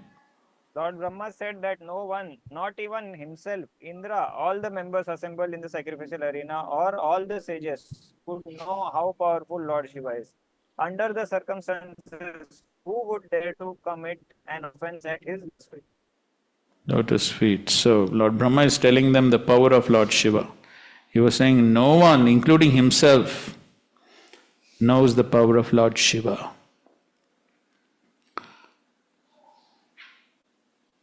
So Prabhupada writes in the second paragraph here, actually the position of the subordinate is always to surrender to the Supreme. That is the instruction of Bhagavad Gita. Surrender unto him. That will protect the conditioned souls from all sinful reactions. Similar in this case, Brahma also suggested that they go and surrender unto the lotus feet of Lord Shiva. For since he is very kind and easily satisfied, this action would prove effective. Text 8. After thus instructing all the demigods, the Pitas and the lords of the living entities, Lord Brahma took them with him and left for the abode of Lord Shiva known as Kailasa Hill. Okay, so Lord Brahma now is personally going with all these devatas to Mount Kailash. So now 14 verses describe Kailash. So we will finish these 14 verses, okay? It's just a description of Kailash. So we will finish this and then end. Okay, so you can read these translations. The abode known as Kailasa is full of different herbs and vegetables, and it is sanctified by Vedic hymns and mystic yoga practice. Thus, the residents of that abode are demigods by birth and have all mystic powers. Besides them, there are other human beings who are known as Kinnaras and Gandharvas and are accompanied by their beautiful wives who are known as Apsaras or angels. Continue. Kailas is full of mountains filled with all kinds of valuable jewels and minerals and surrounded by all varieties of valuable trees and plants. The top of the hill is nicely decorated by various types of deer. There are many waterfalls, and in the mountains there are many beautiful caves in which the very beautiful wives of the mystics are found. On Kailasa hill, there is always the rhythmical sound of the peacock's sweet vibrations and bees humming. Cuckoos are always singing, and other birds whisper amongst themselves. There are tall trees with straight branches that appear to call the sweet birds, and when herds of elephants pass through the hills, it appears that the Kailasa hill moves with them. When the waterfalls resound, it appears that Kailasa hill does also. The whole of Kailasa hill is decorated with various kinds of trees, of which the following names may be mentioned. Mandara, Parijata, Sarala, Tamala, Tala, Kovidara, Asana, Arjuna, Amrajati, Mango, Kadamba, Dhuli Kadamba, Naga, Punaga, Champaka, Patala, Asoka, Bakula, Kunda, and Kurabaka. The entire hill is decorated with such trees which produce flowers with fragrant aromas. There are other trees also which decorate the hill, such as the golden lotus flower, the cinnamon tree, Malati, Kubja, Malika, and Madhavi. Kailasa hill is also decorated with such trees as Kata, jackfruit, Julara, banyan trees, Plaksas, Nyagrodas, and trees producing Asafoetida. Also, there are trees of betel nuts and Bhurjapatra, as well as Rajapuga, blackberries, and similar other trees. There are mango trees, Priyala, Madhuka, and Inguda. Besides these, there are other trees like thin bamboos, Kichaka, and varieties of other bamboo trees, all decorating the tract of the Kailasa hill. There are different kinds of lotus flowers such as Kumuda, Utpala, Satapatra. The forest appears to be decorated garden and small lakes, all full of various kinds of birds who whisper very sweetly. There are many kinds of other animals also like deer, monkeys, boars, lions, rakshas, salyakas, forest cows, forest asses, tigers, small deer, buffalo, and many other animals who are fully enjoying their lives. There are varieties of deer such as Karnantra, Ekapada, Aswasya, Vrika, and Kasturi, the deer which bears musk. Besides the deer, there are many banana trees which decorate the small hillside lakes very nicely. There is a small lake named Alkananda in which Sati used to take her bath, and that lake is especially auspicious. All the demigods, after seeing the specific beauty of Kailasa hill, were struck with wonder at the great opulence to be found there. You can read this purport also. According to the commentary called Sri Bhagavad Chandra Chandrika, the water in which Sati used to bathe was Ganges water. In other words, the Ganges flowed through the Kailasa Parvat. There is every possibility of accepting such a statement because Ganges water also flows from the hair of Lord Shiva. Since Ganges waters rest on the head of Lord Shiva and then flows to the other parts of the universe, it is quite possible that the water in which Sati bathed, which was certainly very nicely scented, was Ganges water. Good. Thus, the demigods saw the wonderfully beautiful region known as Alaka in the forest known as Sogandhika, which means full of fragrance. This forest is known as Sogandhika because of its abundance of lotus flowers. Read this purport. Sometimes Alaka is known as Alakapuri, which is also the name of the abode of Kuvera. Kuvera's abode, however, cannot be seen from Kailasa. Therefore, the reason of Alaka referred to here is different from the Alakapuri of Kuvera. According to Veera Raghava Acharya, Alaka means uncommonly beautiful. In the region of Alaka that the demigod saw, there is a type of lotus flower known as Sogandhika that distributes an especially fragrant scent. They also saw the two rivers named Nanda and Alakananda. The two rivers are sanctified by the dust of the lotus feet of the Supreme Personality of Godhead, Govinda.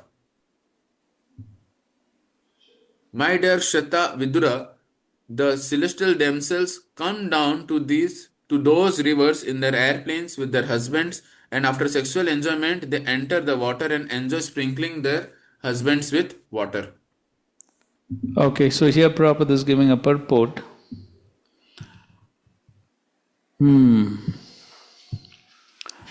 It is significant that these rivers, Nanda and Alkananda, are sanctified by the dust of the lotus feet of the Supreme Personality of God. In other words, just as the Ganges is sacred because its water emanates from the toes of the Supreme Personality of God in Narayan, so whenever water or anything is in touch with devotional service to the Supreme Personality of God, it's purified and spiritualized. The rules and regulations of devotional service are based on this principle. Anything in touch with the lotus feet of the Lord is immediately freed from all material contamination. Another important point Prabhupada is writing. The damsels of the heavenly planets polluted by thoughts of sex life come down to bathe in the sanctified rivers and enjoy sprinkling water on their husbands. Two words are very significant in this connection. Rati karshitaha means that the damsels become morose after sex enjoyment. Although they accept sex enjoyment as a bodily demand, afterwards they're not happy. Interesting, no? And they go for enjoyment, but after that they're not happy. Then what is the use? Another significant point is that Lord Govinda, the Supreme Personality of God, is described here as Tirtha Pad. Tirtha means sanctified place and Pada means the lotus feet of the Lord. People go to a sanctified place to free themselves from all sinful reactions. In other words, those who are devoted to the lotus feet of the Supreme Personality of God, Krishna, automatically become sanctified. The Lord's lotus feet are called as Tirtha Pad because under their protection there are hundreds and thousands of saintly persons who sanctify the sacred place of pilgrimage. Srila Narottam Das Thakur, a great Acharya of the Gaudiya Vaishnava Sampradaya, advises us not to travel to different places of pilgrimage. Interesting. Undoubtedly, it is troublesome to go from one place to another, but one who is intelligent can take shelter of the lotus feet of Govinda and thereby be automatically sanctified as the result of his pilgrimage. Anyone who is fixed in the service of the lotus feet of Govinda is called Tirtha Pad. He does not need to travel on various pilgrimages, for he can enjoy all the benefits of such travel simply by engaging in the service of the lotus feet of the Lord. Such a pure devotee whose implicit faith in the lotus feet of the Lord can create a sacred place in any part of the world where he decides to remain. Tirthi kurvanti tirthani. In other words, such a pure devotee who is engaged 100% in the service of the Lord can remain anywhere in the universe, and that part of the universe immediately becomes a sacred place where he can peacefully render service to the Lord as the Lord desires.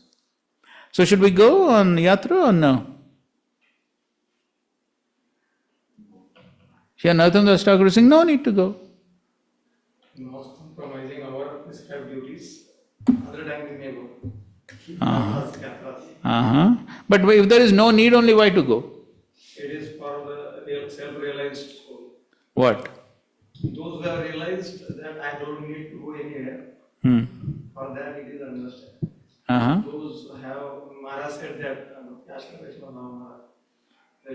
in Kunjaveri temple, because we have not understood that we don't need to go anywhere, that's when we need to go here. We have realized that we don't not need to go anywhere, then naturally we don't go anywhere. Okay, so if today I think I don't need to go anywhere, so should I go or not go?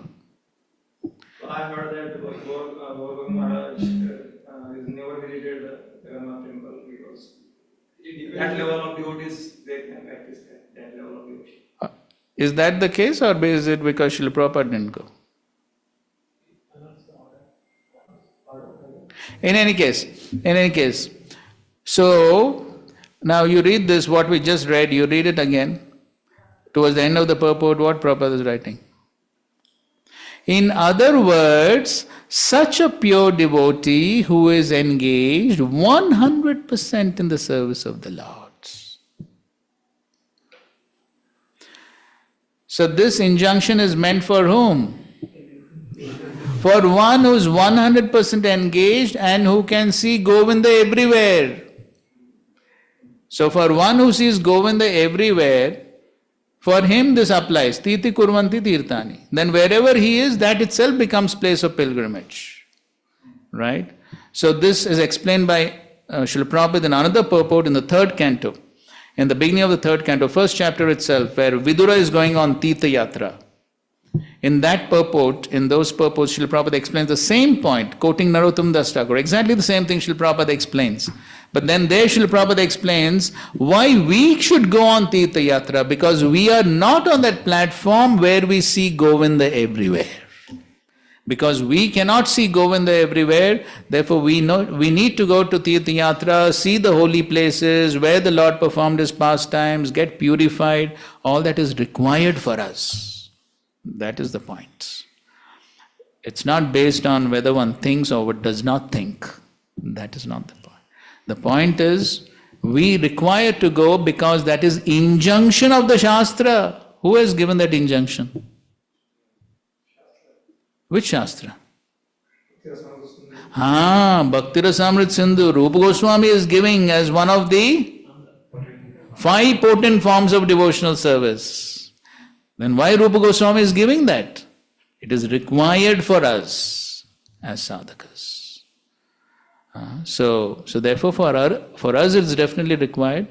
And those who are elevated devotees, they also love to be in those places where the Lord performs his pastimes.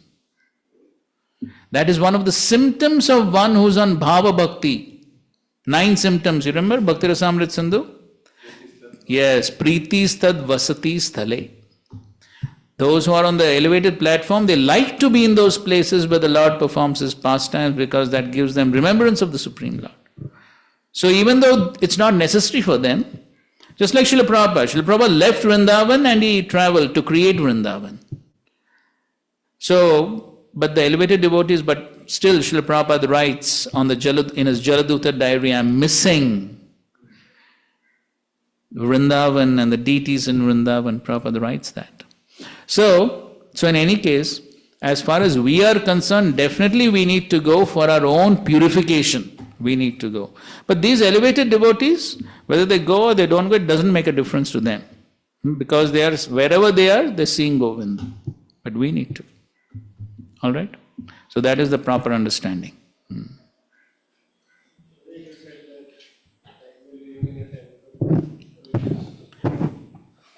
As we are living in a temple, people are coming all across India and all across the world to see Shri Shri Radha Vrindavan Chandra. So we are already living in a dham. So why to go anywhere else when we are already living in a dham? Yes, we are already living in a dham, but do we have the full realization that we are living in a dham? But technically we are in a dham only. Yes, technically it is true, but technically do we realize it?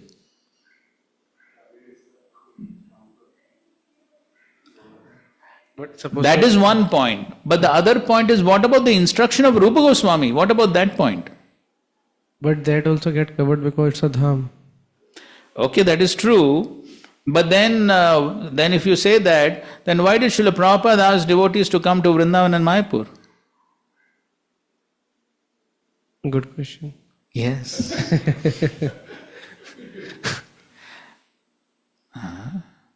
So every year, Prabhupada's instruction, Prabhupada told devotees, come to Vrindavan, Mayapur.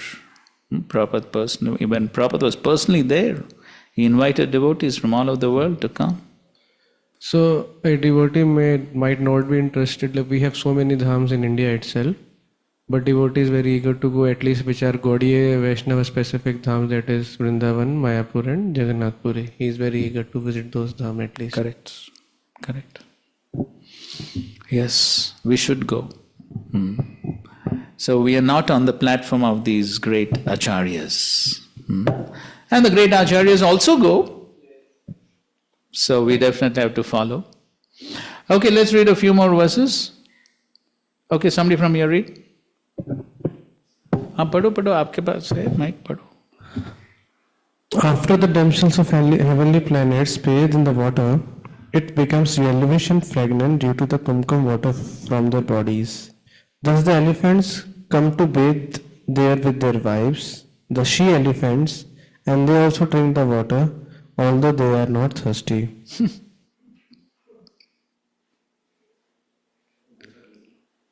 The airplanes of the heavenly denizens are bedded with pearls, gold, and many valuable jewels. The heavenly denizens are compared to clouds in the sky, decorated with occasional flashes of electric lightning. See these planes, made of pearls, gold, jewels. Now what the planes are made of? Aluminium. And they think they're advanced. That's what Prabhupada writes here. On this gross planet Earth, there are airplanes run by machine, but on other planets, the airplanes are run not by machine, but by mantric hymns. They are also used especially for enjoyment by the denizens of the heavenly planets, so that they can go from one planet to another. On other planets which are called Siddhalokas, the denizens can travel from one planet to another without air. Okay, go ahead. While traveling, the demigods pass over the forest known as Swagandhika, which is full of variety of flowers, fruits, and desire trees. While passing over the forest, they also saw the regions of Yaksheshwara. Yaksheshwar, that is Kuvera. Towards the end, Prabhupada says, we learn here that such desire trees are also found in Kailash, residence of Lord Shiva, by the grace of Krishna. By the grace of Krishna, he gets some kalpavrikshas. It thus appears that Kailash has special significance. It's almost like the residence of Lord. Everything about Lord Shiva is almost like Krishna, including his abode. 29.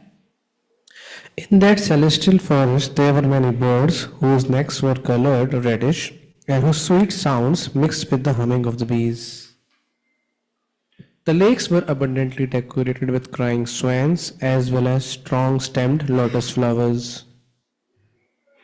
All this atmospheric influences unsettled the forest elephants who flocked together in the sandalwood forest, and the blowing wind agitated the minds of the damsels there for further sexual enjoyment. So here in this purport, Prabhupada writes, yet despite the pleasant atmosphere, the minds of the denizens do not become agitated because in the spiritual world, the Vaikuntha planets, the spiritualistic minds of the inhabitants are so much absorbed in the spiritual vibration of chanting the glories of the Lord that such enjoyment could not be surpassed by any other enjoyment, even sex, which is the culmination of all pleasures in the material world. In other words, in the Vaikuntha world, in spite of its better atmosphere and facilities, there is no impetus for sex life. Why?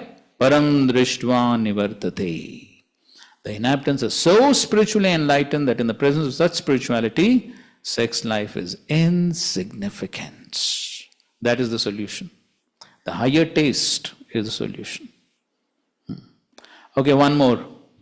They also saw that the bathing huts and their staircases were made of Vaidurya Mani. The water was full of lotus flowers. Passing by such lakes, the demigods reached a place where there was a great banyan tree. Okay, so that's the description of Kailash. And now they're coming to this great banyan tree where Lord Shiva is seated. Okay, so we'll continue tomorrow. So we have finished almost half of the 6th chapter.